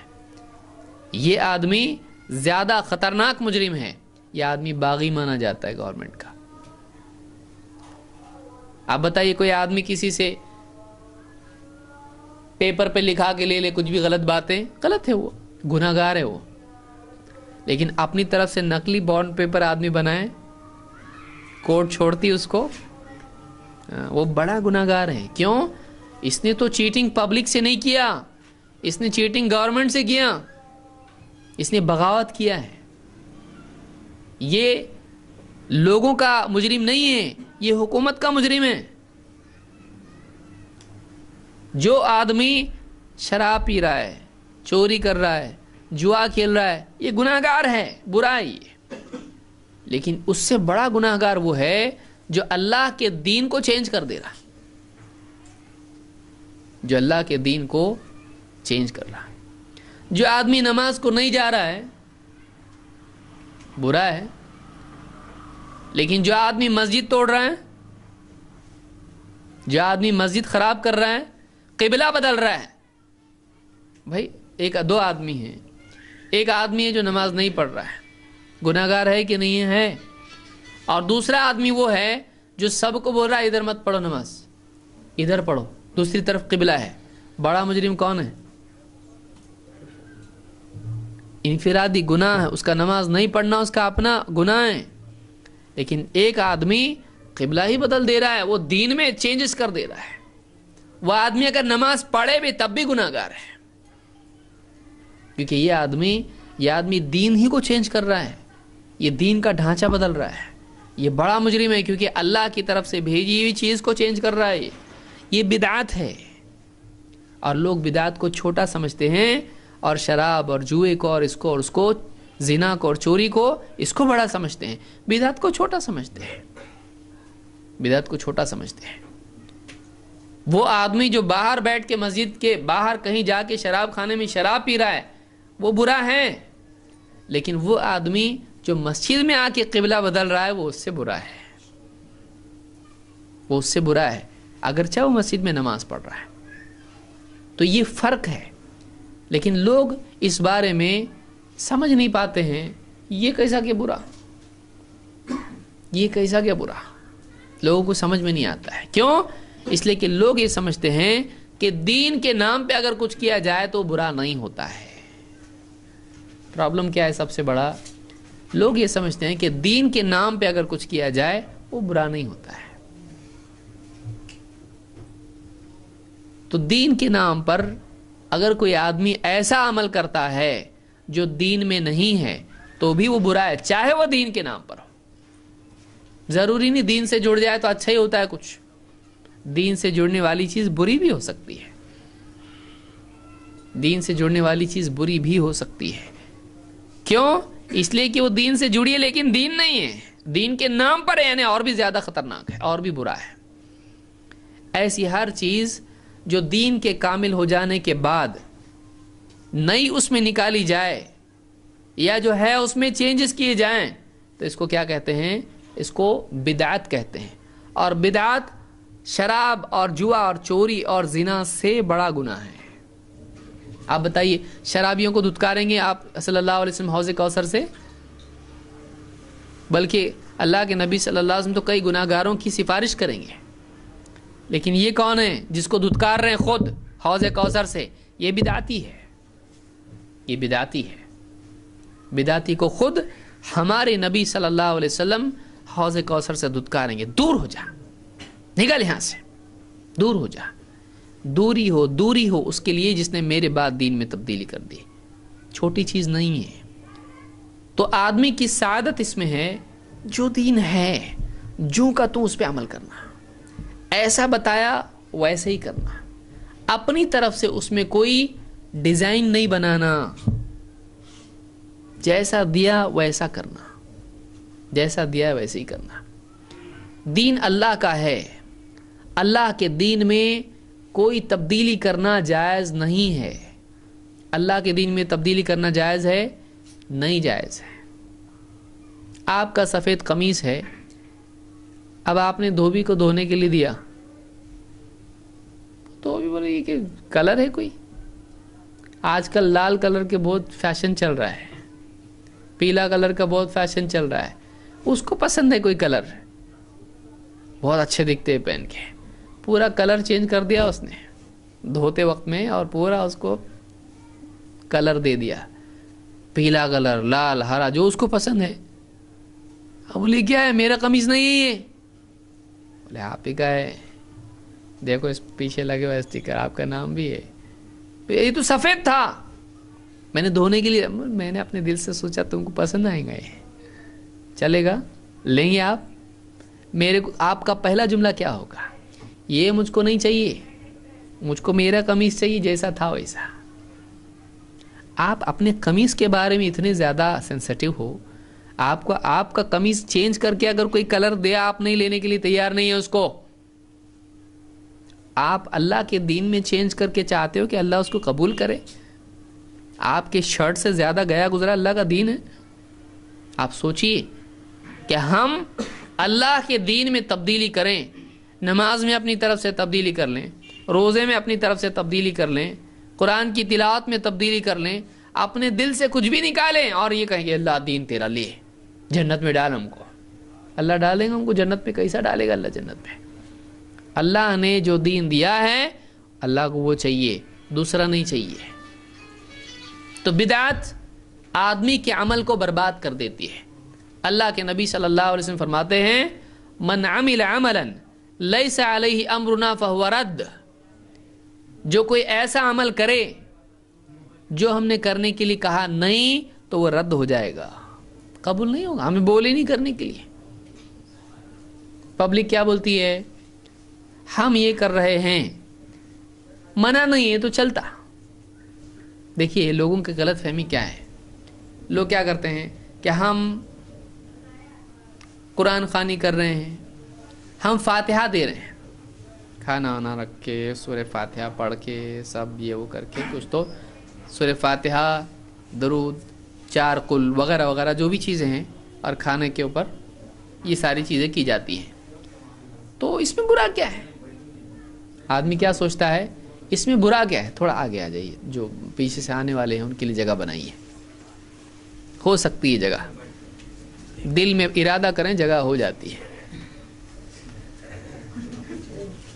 دل میں جگہ ہے تو پھر گھر میں بھی جگہ ہے، دل میں جگہ نہیں تو دروازے سے ہی آدمی بولتا ہاں السلام علیکم، لیکن دل میں جگہ ہو تو سب جگہ بن جاتی ہے، آنے والوں کے لیے جگہ بنائیے۔ تو ایک آدمی ایسا عمل کرے جو اللہ کے نبی صلی اللہ علیہ وسلم نے کرنے کے لیے نہیں کہا، تو کیا وہ قبول ہوگا؟ نہیں۔ بہت سارے لوگ کیا کہتے ہیں کہ ہمارے نبی نے منع کدھر کیا اس کو، تو منع نہیں کیے کا مطلب چلتا ہے۔ وہ الٹا ہم سے پوچھتے ہیں کہ آپ بتاؤ فاتحہ منع کدھر ہے، منع نہیں ہے نا، چلتا۔ تو ہر وہ چیز جو منع نہیں ہو وہ چلتا۔ اگر یہ قاعدہ ہم بنا لیں تو آپ بتائیے کتنے لوگ کتنی ساری چیزیں نکال لیں گے۔ مثال کے طور پر کوئی آدمی کل کو براؤن شوگر، آپ جانتے ہیں گرد، اتنے بولے والے تو نہیں، سب کو معلوم ہوگا، نشے کی انجیکشن لگاتے ہیں لوگ، اور اسی طرح سے بہت ساری چیزیں کھاتے اور ایک دم وہ اپنی دنیا، دوسری دنیا میں چلے جاتے ہیں وہ لوگ۔ کیا قرآن و حدیث میں ہے کہ یہ منع ہے؟ نام لے کے ہے براؤن شوگر ہے، ایسا نہیں ہے۔ کوئی آدمی بولے دیکھو یہ بیئر ہے، یہ بیئر ہے، اچھا تو بولے پینا منع ہے بھائی، یہ بتاؤ ہم کو، قرآن میں بتاؤ، حدیث میں بتاؤ ہم کو۔ قرآن میں ہے بیئر منع، حدیث میں بیئر منع اور اس کے پورے نام میں گنا سکتا ہوں، یہ سب منع ہے. تو کوئی آدمی نے کہا بھائی ایسا نام لے کے تو نہیں ہے کہ یہ منع ہے، قاعدہ ہم کو بتایا گیا ہے. کیا قاعدہ ہے؟ اللہ کے نبی صلی اللہ علیہ وسلم نے قاعدہ فرمایا کہ کل مسکر خمر و کل خمر حرام، ہر نشے والی چیز خمر ہے اور ہر خمر حرام ہے. تو قاعدہ کیا ہے؟ ہر نشے والی چیز. اب اس کا نام بتانے کی ضرورت ہے؟ نام بتانے کی ضرورت نہیں ہے، اس کا قاعدہ بتا دیا. اس قاعدے میں اگر کوئی چیز فٹ بیٹھتی ہے تو کیا ہو جائے گی؟ وہ یہاں قاعدہ کیا بتا دیا اللہ کے نبی صلی اللہ علیہ وسلم نے؟ جو کام ہم نے کرنے کے لیے نہیں کہا وہ اگر کوئی آدمی کرتا ہے دین کے نام پر، وہ قبول ہوگا؟ تو اب قاعدہ کیا ہوا کہ جس کا حکم نہیں ہے وہ قبول نہیں ہوگا. اب اگر ہم کوئی آدمی فاتحہ دے رہا ہے وہاں پہ، ہم اس کو پوچھیں گے، اب فیصلہ کرنا یہ صحیح ہے کہ غلط ہے. ہم اس سے پوچھیں گے اللہ کے نبی صلی اللہ علیہ وسلم نے ایسا کرنے بولے؟ اب وہ بول سکتا ہے منع کی طرح؟ نہیں، اس کو بتانا پڑے گا. قاعدہ یہ ہے اگر کرنے کو کہا ہے تو قبول، نہیں کہا ہے تو قبول نہیں، کیونکہ نبی نے قاعدہ دیا ہم کو. یہ دیکھیے یہ بہت بڑی غلط فہمی ہے، اس کو سمجھ لیجیے، اچھی طرح سے سمجھ لیجیے. اس بات کو کیسے سمجھانا چاہیے آپ کو. جیسے شراب کی مثال آپ کو سمجھ میں آئی، بیئر کی مثال اس کو یاد رکھیے. اب دوسری یہ مثال یاد رکھیے، کوئی بھی چیز. آپ کوئی آدمی ہے نا بولے کہ فاتحہ کو دیکھو کس سے ملا رہے ہیں. فاتحہ کو کس سے نہیں ملا رہے. فاتحہ ہماری بالکل زندگی کا حاصل ہے. ہمارے نزدیک فاتحہ فرض ہے. بولیں گے کیا اس کو کیا ہوا؟ فاتحہ ہمارے نزدیک فرض ہے، لیکن کہاں؟ اب ایک آدمی مثال کے طور پر اتحیات میں بیٹھا، فاتحہ کتنی بڑی چیز ہے، اتحیات کی بجائے سورہ فاتحہ پڑھے تو نماز ہوں گی؟ ارے نماز فاتحہ سے نماز نہیں ہوتی. آپ سمجھانے کے لیے کسی کو آپ بولو کہ ایک بات یہ بتاؤ، دو چیز لوگ بولتے نا، مرگ مردود نہ فاتحہ نہ درود. ٹھیک ہے، آپ دو چیزیں ان سے پوچھو. یہ بات سمجھانا ہے اس کو اگر کہ نیکی بھی گناہ بن سکتی ہے اگر غلط جگہ پر ہو تو. اس جملے کو یاد رکھیے، نیکی بھی اگر غلط جگہ پر ہو وہ گناہ بن جاتی ہے. کیسا؟ اگر ایک آدمی اتحیات میں بیٹھتا ہے اس کو کیا پڑھنا چاہیے؟ اتحیات للہ والصلاۃ پڑھتا ہے نا. اس کو بولا، آپ بولو اگر میں اتحیات کی جگہ پر سورہ فاتحہ پڑھوں چلے گا؟ کیوں نہیں چلے گا بھائی؟ فاتحہ اتنا مطلب صحیح ہے کہ غلط ہے؟ تو جواب کیا دے گا وہ؟ اتحیات کی جگہ سورہ فاتحہ پڑھنا صحیح ہے کیا غلط ہے؟ صاف سوال ایک دم. وہ بولے گا صحیح ہے. صحیح نہیں بولے گا، وہ کیا بولے گا؟ غلط ہے. آپ اس کو پوچھو سورہ فاتحہ پڑھنا غلط ہے؟ اس کو آپ پوچھو کہ نیکی ہے کہ گناہ ہے؟ بولے گا گناہ ہے. آپ بولو سورہ فاتحہ پڑھنا گناہ ہے؟ آپ بتاؤ نماز ہوگی کہ نہیں ہوگی ایسا کرنے سے؟ نہیں ہوگی. سورہ فاتحہ سے نماز نہیں ہوتی؟ مولوی صاحب کیا بولیں؟ اللہ کے بندے، سورہ فاتحہ الگ چیز ہے، وہ تو بہت بڑی چیز ہے، لیکن جس جگہ تو کر رہا ہے وہ جگہ صحیح نہیں ہے، اس لیے سورہ فاتحہ پڑھ کے بھی گناہ ہوگا. سورہ فاتحہ پڑھ کے بھی کیا ہوگا؟ گناہ ہوگا. سورہ فاتحہ نیکی، ارے گناہ کیسا ہوگا؟ نیکی ہے نا، وہ نیکی ہے، لیکن تو جو طریقے سے کر رہا اس کو کیا ہے؟ گناہ ہے، کیونکہ یہ جگہ اس کی ہے نہیں ہے. ہمارے نبی صلی اللہ علیہ وسلم نے اتحیات میں سورہ فاتحہ نہیں سکھایا ہم کو. سورہ فاتحہ کہاں ہے؟ قیام میں. قیام میں. کسی آدمی سے آپ پوچھو یہ ہوا فاتحہ، اذان میں فاتحہ چلتی کیا؟ کوئی آدمی یہ کرے اذان کی جگہ سورہ فاتحہ شروع کرے، الحمدللہ رب العالمین شروع کر دے اذان میں، پبلک پوری جمع ہو جائیں گی اس کے طرف. کیا لگایا تو؟ کیا کر رہا بابا؟ کہاں کا ہے تو؟ پہلے تو پوچھیں گے اس کو. بہت شوق ہے میرے کو اذان دینے کا، میں سوچا دے دوں.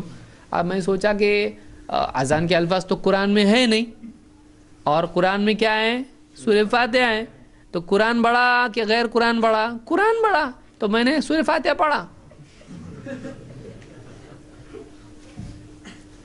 قرآن میں تو اذان کے الفاظ نہیں ہیں، سورہ فاتحہ ہے، تو بھاری تو اللہ نے قرآن ہے نا، سب سے بڑا قرآن ہے۔ میں نے بولا چلو، اور فاتحہ ویسے بھی تو فاتحہ فاتحہ ہے۔ لوگ کیا بولیں گے؟ اذان اس کو واپس دینے لگائیں گے کہ نہیں دینے لگائیں گے؟ اذان نہیں ہوئی اس کی، صحیح نہیں ہے۔ یہ صحیح کہ غلط ہے؟ وہ لوگ بولیں گے غلط ہے، غلط ہے یہ۔ کیوں؟ سورہ فاتحہ غلط ہے، اور وہ آدمی بولے سورہ فاتحہ کی وجہ سے مار کھایا میں، سورہ فاتحہ کی وجہ سے ڈانٹ ڈپٹ اس کی اور پٹائی ہوئی اس کی۔ کیوں؟ سورہ فاتحہ کو اس نے صحیح جگہ نہیں پڑھا، اس کی جگہ یہ نہیں ہے، اس کی جگہ یہ نہیں ہے، اس کی جگہ الگ ہے۔ وہاں جہاں پڑھنا چاہیے وہاں پڑھنا چاہیے اس نے۔ درود ہے، اب جہاں سورہ فاتحہ پڑھنا چاہیے تھا وہاں پہ کیا پڑھنا شروع کیا اس نے؟ ایک آدمی نے، امام صاحب اللہ اکبر، مغرب کی نماز، فجر کی نماز، عشاء کی نماز، اور امام صاحب نے شروع کیے اللہم صلی علی محمد وعلی آل محمد کما صلیت علی ابراہیم الی آخرہ۔ پبلک کیا بولیں گی؟ کیا ہے، کیا کر رہے؟ پبلک شروع کریں گی پیچھے سے اللہ اکبر اللہ اکبر، حالانکہ اللہ اکبر نہیں ہے، کیا بولنا چاہیے؟ سبحان اللہ۔ پبلک آج کل یہی بولتی ہے سب طرف، صحیح سنت اس میں کیا ہے؟ طریقہ سبحان اللہ ہے۔ پبلک پیچھے سے اس کو یاد دلائے گی کہ نہیں دلائے گی؟ امام بولے میں تو پڑھوں گا، رکو سجدے سب، کئی تو نماز میں سے کھڑے ہو جائیں گے، ایسے کیا کر رہا ہے، نئی چیز کہاں سے لائے امام صاحب؟ طبیعت تو ٹھیک نہیں آج، نماز کے بعد سب کیوں نہیں امام صاحب نماز نہیں ہوئی؟ کیوں نہیں ہوئی؟ سورہ فاتحہ کی جگہ کیا پڑھے تم؟ درود پڑھے۔ صحیح ہے یہ؟ غلط ہے۔ ایسا کوئی کرے، کوئی کرتا نہیں ہے، جاہل گنا جائے گا۔ کیوں؟ اس لیے کہ یہ جگہ اس کی نہیں ہے۔ منع ہے سورہ فاتحہ کی جگہ درود پڑھنا؟ آپ اس سے پوچھئے منع ہے کہ درود پڑھنا؟ بولیں گے منع نہیں، پر ایسا تو ہے ہی نہیں، ایسا ہم نے کبھی سنے نہیں۔ کتنے بڈھے لوگوں کو پکڑ کے لائیں گے جو نماز کو نہیں آتے، چاچا کبھی تم نے دیکھے کیا ایسا؟ ارے میں کبھی دیکھا نہیں، میری عمر 100 سال کی ہوئی، 100 سال میں کبھی دیکھا نہیں، کہاں سے لائے امام کو؟ نکالو اس کو۔ کیوں نکالو اس کو؟ کیا گناہ ہے بیچارے کا؟ اس نے درود پڑھا کر کے نکالے اس کو۔ درود پڑھنا گناہ ہے؟ درود پڑھنا گناہ نہیں ہے، سورہ فاتحہ کی جگہ درود پڑھنا گناہ ہے۔ ٹھیک ہے میں سورہ فاتحہ اس کے بعد پڑھتا، پہلے درود پڑھتا زور سے، چلیں گا؟ وہ بھی نہیں چلیں گا۔ اب تو پڑھ رہا نا سورہ فاتحہ برابر، اس کے پہلے زور سے درود پڑھ رہا، نہیں چلتا۔ درود کی جگہ تحیات ہے، یہ نہیں ہے۔ کتنا آسانی سے سمجھ میں آتا، باقی جگہ کیوں نہیں آتا؟ بلکہ آپ دیکھیے بہت سارے ہمارے حنفی بھائی، ان کو علماء کی طرف سے فتویٰ کیا ہے؟ اتحیات میں بیٹھا ہوا ہے، پہلے اتحیات میں، ظہر میں، عصر میں، یا جو بھی نماز ہے، اب اس کو کیا بولتے ہیں؟ پہلے اتحیات میں جو 2 رکعتوں کے بعد ہوتا ہے، شروع میں کیا پڑھتا ہو؟ اتحیات للہ والصلاۃ، ہو گیا؟ ہونے کے بعد میں اس کے بعد اگر فتویٰ کیسا دیتے ہیں؟ تو نے اگر اللہم صلی علی محمد پڑھا تو تیرے سے غلطی ہو گئی، کیا کرنا پڑے گا تجھ کو؟ سجدہ سہو کرنا پڑے گا۔ سجدہ سہو کا مطلب کیا؟ غلطی کا سجدہ۔ اچھا، مطلب اللہم صلی علی محمد بولنا غلطی ہے؟ وہ غلطی نہیں ہے، یہاں غلطی ہے ان کے حساب سے، ہمارے حساب سے تو وہ بھی نہیں ہے۔ ہمارے حساب سے پہلے اتحیات میں بھی آدمی درود پڑھنا چاہیے، بہتر ہے۔ پڑھ لیا تو بہت اچھی بات ہے، نہیں پڑھا تو بھی نماز ہوتی ہے۔ تو اب اس سے پوچھیے، آپ کوئی بھی آدمی جو آپ کو بولتا ہے، اس سے آپ کہو، وہ جو بولتا ہے آپ سے پوچھتا ہے سورہ فاتحہ پڑھنا، قرآن پڑھنا غلط کیا؟ ٹھیک ہے، ایک بات میں آپ سے پوچھتا ہے، اب آپ جواب دو، اس کو آپ بولو، آپ اس کو بولو بھائی امام صاحب سے جا کے پوچھ، اگر میں نے پہلے اتحیات میں اللہم صلی علی محمد بولا اتحیات کے بعد، یہ میری غلطی گنی جائے گی کہ نہیں؟ جائز ہے کہ نہیں؟ صحیح ہے کہ غلط؟ امام صاحب جواب کیا دینا چاہیے؟ یہی جواب دیں گے، وہ ان کے نزدیک یہی ہے کہ یہ تیری غلطی ہے، اگر سجدہ سہو نہیں کیا تو تیری نماز نہیں ہوگی۔ کس وجہ سے نماز نہیں ہو رہی؟ درود پڑھنے سے نماز نہیں ہو رہی؟ درود پڑھنا غلطی ہے؟ امام کیا بتائے گا؟ اس جگہ یہ نہیں ہے، حالانکہ ہے وہاں پہ، اور اس جگہ درود نہیں پڑھنا چاہیے، لہذا تیری نماز نہیں ہوئی ہے۔ تو ان کے نزدیک اب اس سے اگر پوچھا جائے کیا، اب سوال دیکھیے کیا ہے، دوسرا سوال، اگر وہ بولتا ہے اس جگہ نہیں پڑھنا چاہیے، آپ اس سے سوال پوچھئے، آپ بول رہے تھے میرے کو اس دن یہ فاتحہ دینا منع کدھر ہے، میں اب آپ سے پوچھتا ہوں کیا پہلے اتحیات میں درود پڑھنے سے اللہ کے نبی صلی اللہ علیہ وسلم نے منع کیے؟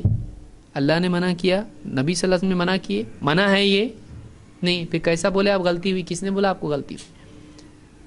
آپ وہاں فاتحہ دینے کے وقت میں آپ وہاں پکڑ لیے مجھ کو، منع کدھر ہے؟ اب میں آپ کو یہاں پوچھ رہا ہوں کہ یہ منع کدھر ہے؟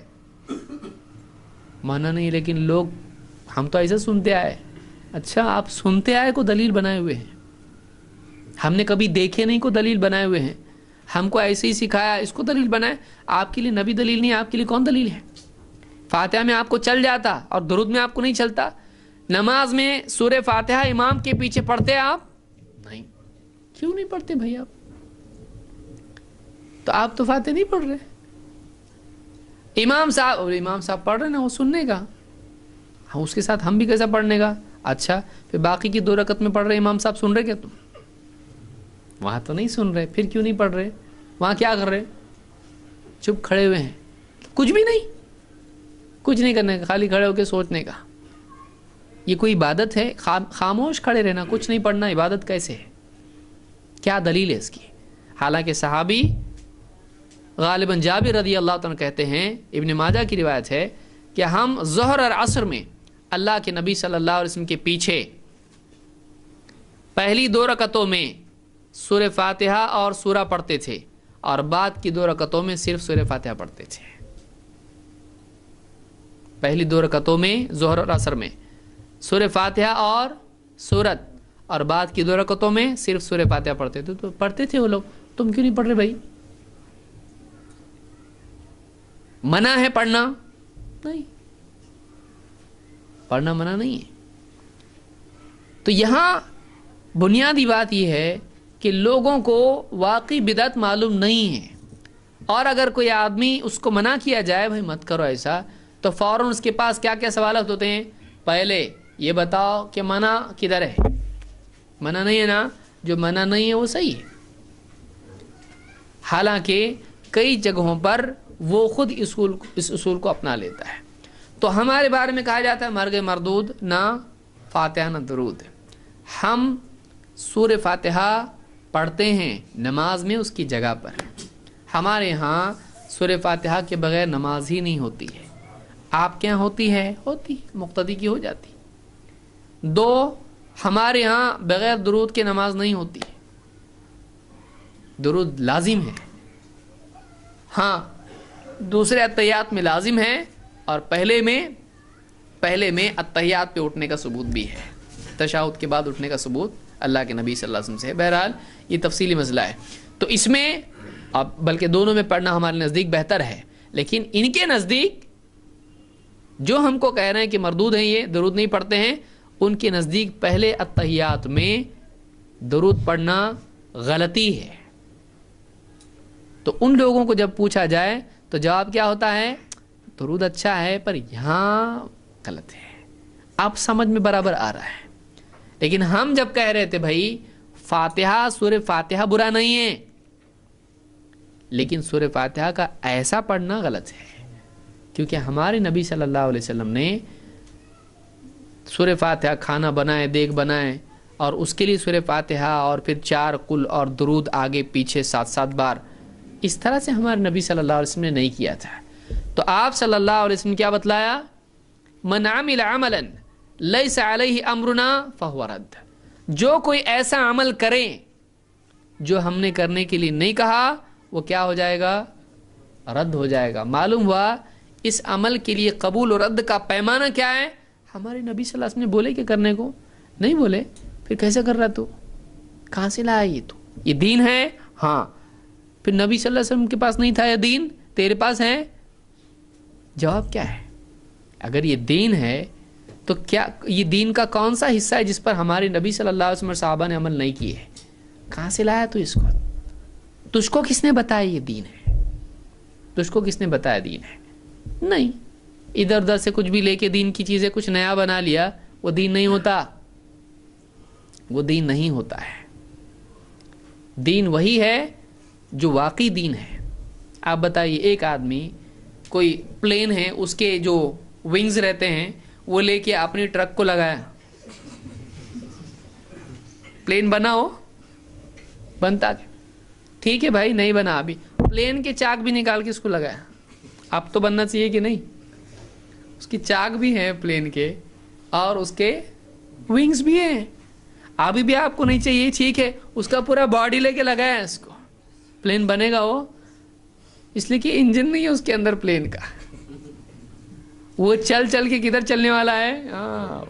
گلی کوچے میں ہی چلے گا وہ بھی۔ وہ پلین بن سکتا ہے؟ وہ پلین نہیں ہے، وہ پلین نما ہے، پلین کی طرح ہے، وہ پلین نہیں ہے۔ لہذا کوئی آدمی دین کی چیزیں ادھر ادھر سے لے کے ایک نیا پلین اپنا بنائے، وہ اڑ سکتا؟ وہ اللہ تک نہیں جاتا اوپر، وہ زمین پر ہی رہنے والا ہے، وہ پلین نہیں ہے، اس کو قبولیت اللہ کے ہاں نہیں ہے۔ کیوں؟ اس نے اپنی طرف سے جوڑ توڑ کے ایک نئی چیز بنائی ہے۔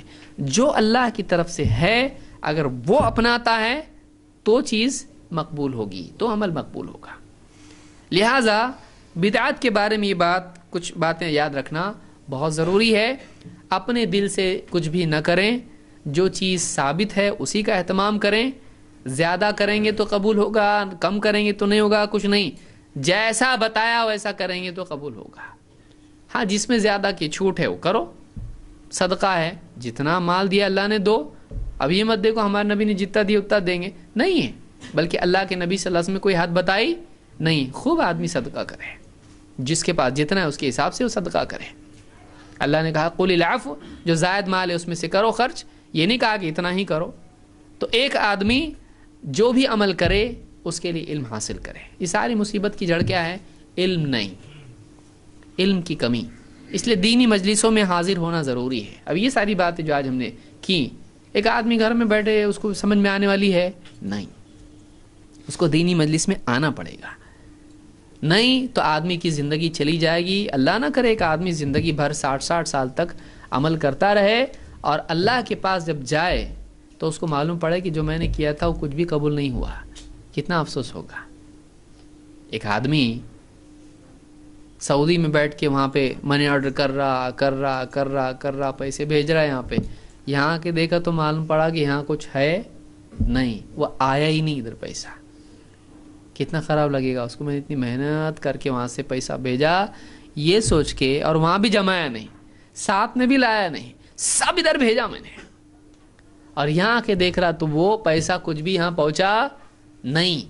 کتنا بڑا صدمہ ہوگا اس کو کہ اس نے دنیا میں عمل کر کے بھیجا، اور جب قیامت کے دن اللہ کے پاس جب وہ اجر کا لینے کا وقت آیا، معلوم ہو یہاں تو پہنچا ہی نہیں، وہ عمل ایکسیپٹیبل تھا ہی نہیں، اس میں بدعت تھی، اللہ کے نزدیک وہ نیکی ہے ہی نہیں، وہ اللہ کے یہاں پر پاس ہوا ہی نہیں۔ کتنا افسوس ہوگا کہ زندگی بھی چلی گئی، محنت بھی چلی گئی، اور کچھ ملا بھی نہیں، اور جنت بھی چلی گئی۔ اسی لیے اللہ نے کیا فرمایا؟ قُلْ هَلْ نُنَبِّئُكُمْ بِالْأَخْسَرِينَ أَعْمَالًا، اے نبی آپ کہیے کہ سب سے زیادہ گھاٹے میں کون ہیں، ہم بتائیں؟ یہ وہ لوگ ہیں الذین ضل سعیہم فی الحیات الدنیا، یہ وہ لوگ ہیں جن کی دنیا کی کوششیں سب برباد ہو گئی، اور وہ یہی سمجھتے رہے کہ ہم کوئی اچھا کام کر رہے ہیں، ان کو لگ رہا ہم اچھا کر رہے ہیں، لیکن وہ اچھا اللہ کے پاس نہیں ہے، اور وہ ٹائم بھی گیا، محنت بھی گئی، اجر بھی گیا۔ اللہ ہم سب کی حفاظت فرمائے۔ اس لیے سنت کی اتباع کریں، بدعات سے بچیں۔ اس کے لیے حدیث کا علم ضروری ہے کہ معلوم کرے آدمی، واقعی کوئی بول دیا ہے سنت ہے، سنت ہو گئی، نہیں، معلوم کرے کہ بھائی کیسے ہمارے نبی کرتے تھے اس کو، ہاں کرتے تھے، تب جا کر وہ سنت ہوتی ہے۔ لہٰذا علم حاصل کریں، قرآن و سنت کے مطابق زندگی گزارنے کی کوشش کریں، اور علم کے ساتھ ساتھ اس علم کی دعوت بھی دوسروں کو دیں۔ یہ نہیں کہ ہم اپنا معلوم کر رہے ہیں اور خود اپنے اوپر عمل اس کے اوپر عمل کر رہے ہیں، دوسروں کو نہیں سمجھا رہے۔ ماں باپ ویسے ہی چل رہے، بیوی بچے ویسے ہی چل رہے، پڑوسی دوست احباب ویسے ہی چل رہے، اور ہم کسی کی فکر نہیں کر رہے ہیں۔ بہت بڑی یعنی یہ افسوس کی چیز ہے کہ ایک آدمی اپنا عمل بھی کرے لیکن دوسروں کو نہیں بتائے. ہم کو فکر کرنا چاہیے ہمارے معاشرے میں ہمارے جتنے بھائی ہیں، جتنی بہنیں ہماری ہیں، ان کی زندگی میں واقعی اللہ کے نبی صلی اللہ علیہ وسلم کا لایا ہوا دین ہے، ہمارے گھروں میں دین ہے. اس کی دعوت کی کوشش کرنا ضروری ہے، فکر کرنا ضروری ہے، دروس کا انتظام کرنا اور گھروں میں لوگوں کو دین سکھانا، بیٹھ کے کتاب پڑھ کے سنانا، علماء کے دروس سنانا اور لوگوں کے پاس جانا، ملنا، ان کو لانا دروس وغیرہ میں، ان کو دعوت دینا، بیٹھ کے ان کے ساتھ چائے پینا، ان کو سمجھانا، یہ کام بہت ضروری ہے. یہ کام زندگی سے نکل جائے گا، دین بھی زندگی سے نکل جائے گا. جب ہماری زبانوں سے اور ہماری سوچ سے دین کی بات نکل جائے گی، ہماری زندگی سے بھی نکل جائے گی، ہم کو احساس بھی نہیں ہوگا. لہٰذا کوشش کرتے رہنا بہت ضروری ہے. اللہ تعالیٰ اس کی سمجھ عطا فرمائیں اور اتباع سنت کی توفیق عطا فرمائیں اور بدعات سے بچتے ہوئے ہم کو اخلاص کے ساتھ عمل کرنے کی توفیق عطا فرمائیں. اقول قولی ھذا واستغفر اللہ لی ولکم.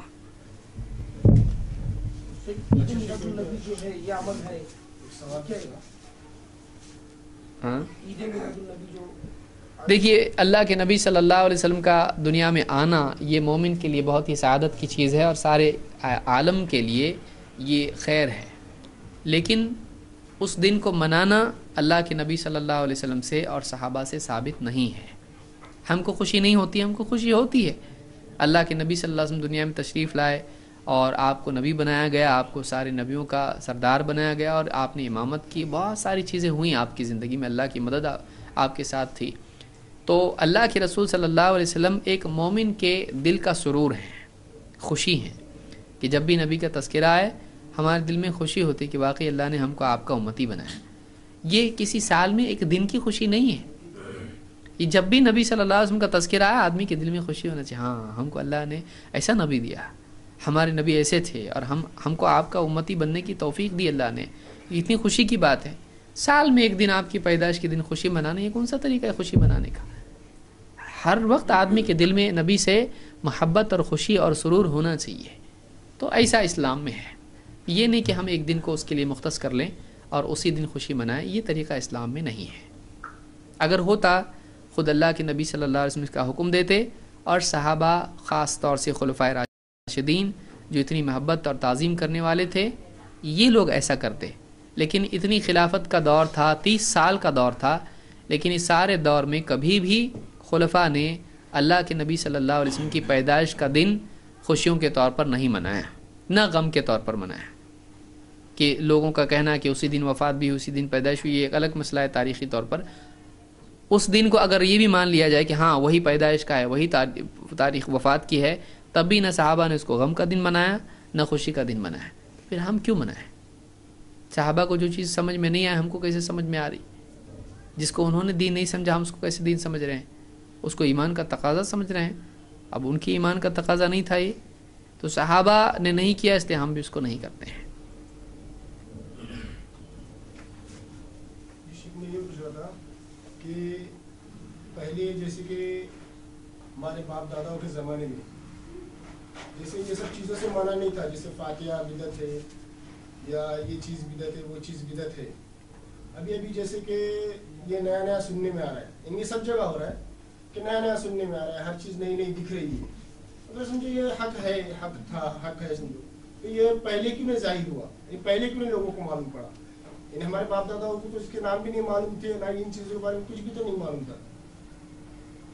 دیکھیے بہت سارے لوگوں کا یہ کہنا ہے کہ ہمارے باپ دادا سالوں سے فاتحہ، کنڈے، کندوری اور کیا کچھ نہیں، بہت ساری چیزیں قرآن خوانی وغیرہ کرتے آئے ہیں. تو اگر یہ غلط تھا تو پھر پہلے کسی نے غلط نہیں بولا ہم کو، آپ لوگ آج آ کے ہم کو غلط کہہ رہے ہو، تو آپ کی بات ہم کیسے مانیں؟ اگر یہ غلط ہوتا تو پہلے ہم کو بتایا جاتا. دیکھیے کسی چیز کا اگر لوگ اس کو غلط نہیں بول رہے ہیں تو اس سے ثابت نہیں ہوتا ہے کہ وہ چیز صحیح ہے، کیونکہ لوگوں کی غلط بولنے سے وہ غلط ہو جائے گی، لوگوں کے صحیح بولنے سے وہ صحیح ہو جائے گی، ایسا نہیں ہے. بلکہ کوئی چیز صحیح اور غلط کب ہوتی ہے؟ جب اللہ اور اس کے رسول صلی اللہ علیہ وسلم کی ترازو میں وہ صحیح یا غلط ثابت ہو. تو اگر کسی نے نہیں بولا ہے اس کو غلط، تو ہو سکتا ہے اس کے علم میں نہیں ہے اس کا غلط بولنا ہے.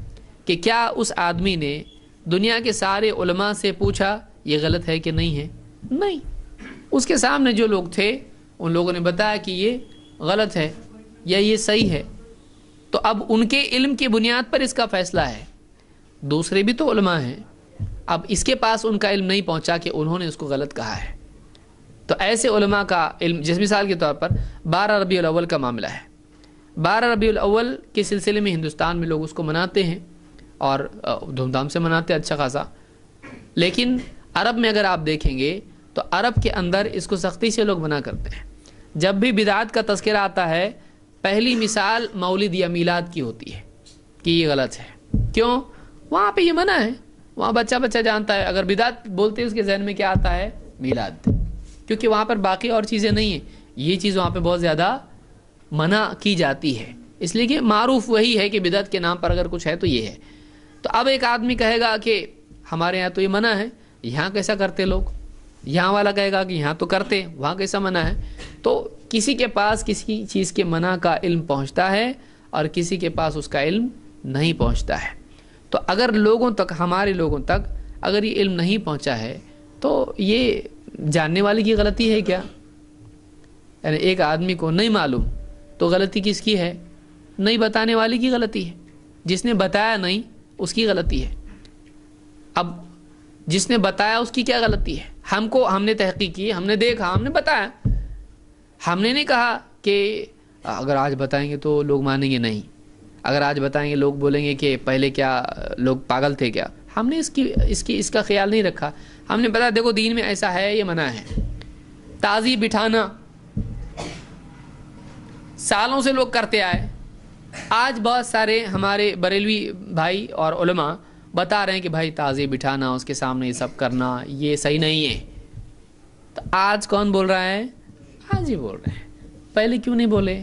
پہلے نہیں بولے، ٹھیک ہے نہیں بولے، کم سے کم آج تو بول رہے ہیں. لیکن اب اگر کوئی آدمی کہے پہلے لوگوں نے منع نہیں کیا، تم کہاں سے لا رہے، تو یہ غلطی ہوگی. کیوں؟ اس لیے کہ آج اگر کوئی بتا رہا ہے تو اگر صحیح بتا رہا ہے تو صحیح ہے نا، چاہے وہ کل بتایا نہیں ہو. اگر کسی نے کل نہیں بتایا آج بتایا تو کیا غلط ہو جاتا ہو؟ غلط نہیں ہو جاتا. جیسے ایک آدمی ہے، اس کو ڈاکٹر نے نہیں بتایا کہ تم کو یہ بیماری ہے، بعد میں جا کے اس کو معلوم پڑا تو کیا بولے گا؟ وہ بیماری نہیں ہے، بیماری تو ہے. ڈاکٹر نے نہیں بتایا تو کیا ہوا؟ دوسرے ڈاکٹر نے تو بتایا نا. تو یہ نہیں بول سکتا آج تک میں اتنے بار ڈاکٹر کے پاس گیا، کبھی اس نے بولا نہیں مجھ کو یہ بیماری ہے، تم کیسا بول رہے بیماری ہے؟ ارے بھائی چیک اپ کیے، تمہارا پورا اسکین کیے، تم کو یہ چیک کیے، وہ چیک کیے، اب نکلا تو بتا رہا میں. اس نے نہیں بتایا وہ اس کی غلطی ہے. اس نے نہیں بتایا وہ اس کی غلطی ہے. مجھ کو دکھائی دیا، میں بتایا نا آپ کو، یہ دیکھو نا یہ پوری رپورٹ ہے نا. تو آپ رپورٹ مانو گے کیا وہ ڈاکٹر مانو گے؟ آپ کیا کرو گے؟ نہیں بتایا تو ٹھیک ہے مت، پھر نہیں تو پھر جاؤ دنیا سے. نہیں ماننے کا مت مانو. نقصان کس کا ہونے والا ہے؟ نہیں ماننے والے کا ہونے والا ہے. تو کسی نے اگر نہیں بتایا تو نہیں بتانے والے کی غلطی ہے اپنی جگہ. ہم کس کو دیکھیں گے؟ ہم قرآن و سنت کو دیکھیں گے. اس نے بتایا نہیں، اس نے بتایا نہیں، اس نے بتایا، اس نے بتایا، یہ کرتے بیٹھنے میں کچھ کام فائدہ نہیں ہے اس کے اندر. دیکھنا یہ ہے کہ ٹھیک ہے بابا آج بتایا کسی نے، آج معلوم پڑا ایسا ہے، اب پھر اس کے بعد دیکھنے کا وہ صحیح ہے تو صحیح ہے، غلط ہے تو غلط ہے. ایک آدمی کو قانون معلوم نہیں، اس نے زمینیں خریدا، یہ خریدا، وہ خریدا، اور بعد میں ایک نیا جو بھی ہے حکومت کی طرف سے آدمی آیا، بولا تمہاری زمین یہ جا رہی روڈ وائڈنگ میں. بولے ہم کو تو کس نے بتایا نہیں ایسا، تمہارا کام ہے معلوم کرنے کا. ہم حکومت کے آدمی ہیں، گئی تمہاری زمین اور اتنا کیسے لے رہے؟ گئی وہ، اور بولا ہم کو تو کس نے بتایا نہیں، اس سے پوچھا میں نے، اس سے پوچھا، تو ان کو جا کے مانگو ابھی زمین اپنی. اس نے نہیں بتایا، وہ ہماری غلطی ہے کیا؟ ہماری غلطی نہیں ہے، تمہارا کام تھا معلوم کرنے کا.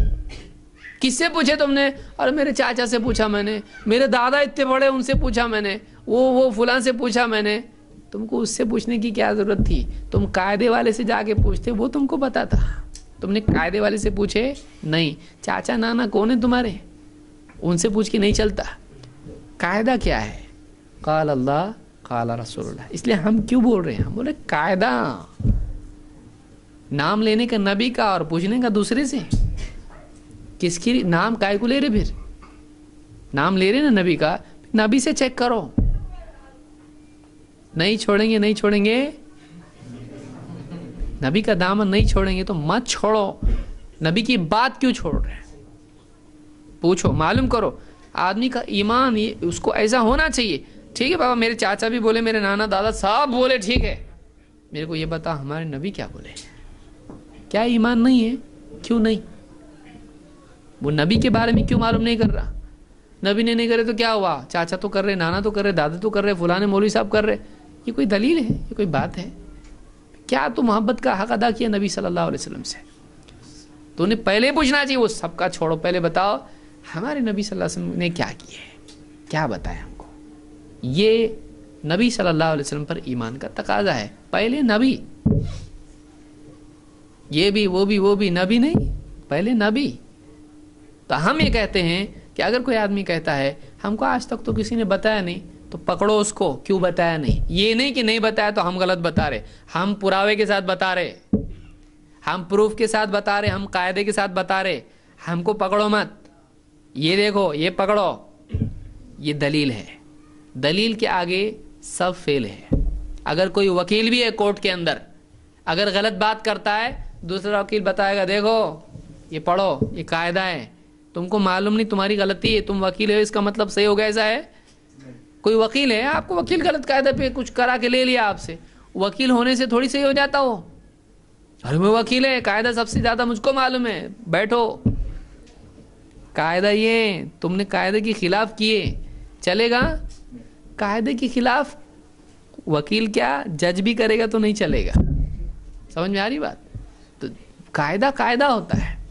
تو ہمارے یہاں یہ اصول ہے, قاعدہ پہلے باقی سب بعد میں. قاعدے سے ٹکراتا ہے نہیں. قاعدہ کیا ہے؟ قل ان کنتم تحبون اللہ فاتبعونی. اگر تم واقعی اللہ سے محبت کرتے ہو تو نبی کی پیروی کرو. یہ قاعدہ ہے, نبی سے ہٹ کے نہیں. تو یہ اگر کسی کو نہیں معلوم, اس کا قصور ہے, نہیں معلوم, ٹھیک ہے, اچھی بات ہے. ایک آدمی مثال کے طور پر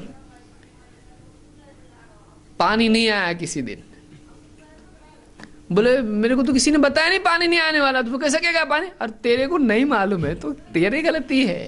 ہم نے ہمارا پانی بھر لیے, ہوتا نا پانی نہیں آتا, نیوز پیپر میں اعلان آتا ہے بھائی کل پانی نہیں آئے گا, کل بازار بند رہے گا.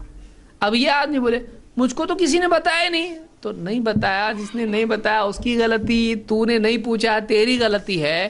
تیری وجہ سے تو قاعدہ بند نہیں ہونے والا نا. تیرے اکیلے کے لیے کاک کھول کے تیرے گھر تک پانی, بابا اس کو معلوم نہیں ہے, ہوگا ایسا نہیں, تیری غلطی ہے. تو اگر تو نے نہیں دیکھا, نہیں سنا, نہیں پڑھا, نہیں معلوم, وہ تیری غلطی ہے. تیری وجہ سے قاعدہ بندی نہیں ہوگا. یہ سمجھنے کی چیز ہے.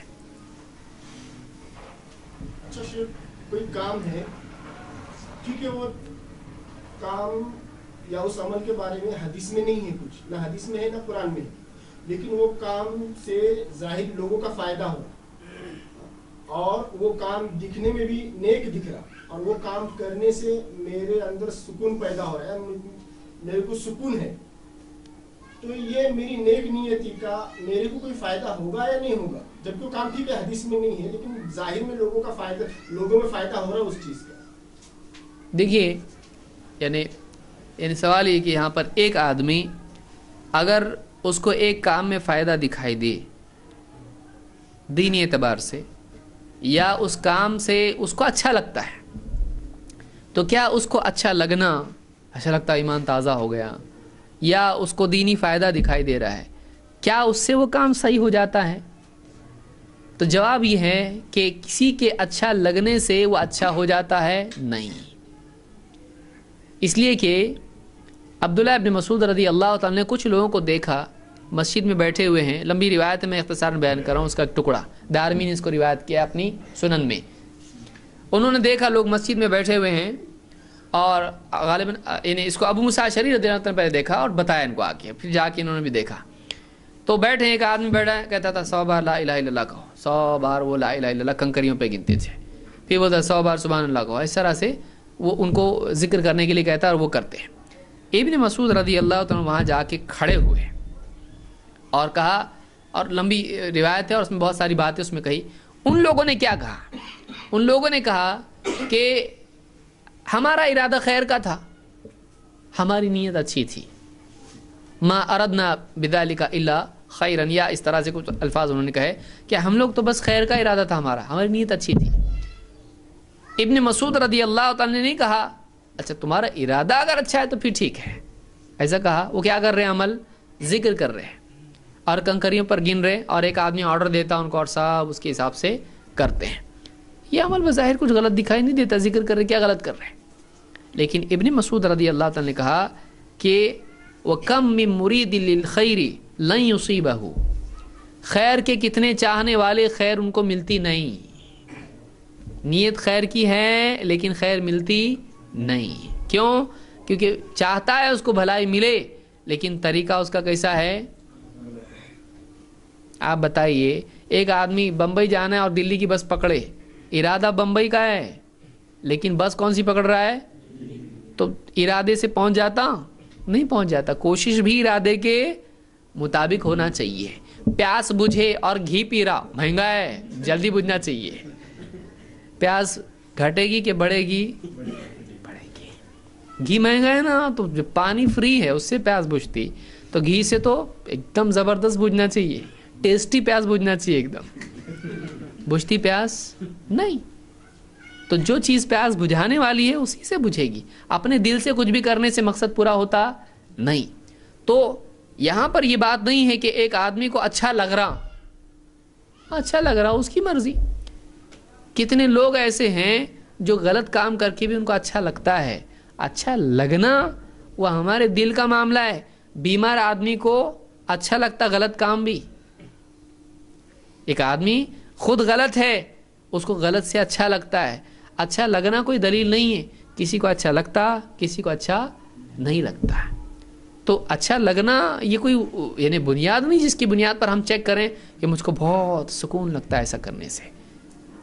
آپ کئی لوگ ہیں بہت ساری نیند کی دوائیں کھاتے ہیں، ڈرگ لیتے ہیں، کیا کچھ نہیں کرتے ہیں، ان کو بہت اچھا لگتا ہے اس سے۔ کچھ لوگ کیا کہتے ہیں، جب ہاتھ میں سگریٹ آ جاتا نا سارا ٹینشن فری ہو جاتا ہے، ایک دم 2 کش لے لیا بس سارا ٹینشن غائب، ایک دم اچھا لگتا ہے۔ تو چلے گا ایسا؟ نہیں چلیں گا ایسا۔ اور سگریٹ منع ایسی کو بھی ہے، نہ گ ہے نہ ٹ ہے عربی میں، سگریٹ نہیں ہے، لیکن وہ کیا ہے؟ غلط ہے، کیونکہ قاعدے میں وہ غلط ہے، قاعدے سے وہ غلط آتا ہے۔ لہٰذا کسی آدمی کا یہ کہنا کہ میرا کام اچھا ہے، تیرا کام اچھا ہے ثابت کرنے کے لیے دلیل چاہیے قرآن و سنت کی۔ اپنے دل سے آدمی کسی کو اچھا برا نہیں بول سکتا ہے، اور اس کو فائدہ دکھائی دے رہا ہے، اللہ اور اس کے رسول نے جو بتایا اسی میں فائدہ ہے۔ اگر اس میں نقصان دکھائی دیتا ہے تب بھی وہی کرنا چاہیے، اپنے دل سے کچھ کرنا نہیں چاہیے۔ تو میں سمجھتا ہوں یہ ہمارے لیے آج کے لیے کافی ہے۔ اقول قولی ھذا واستغفر اللہ لی ولکم۔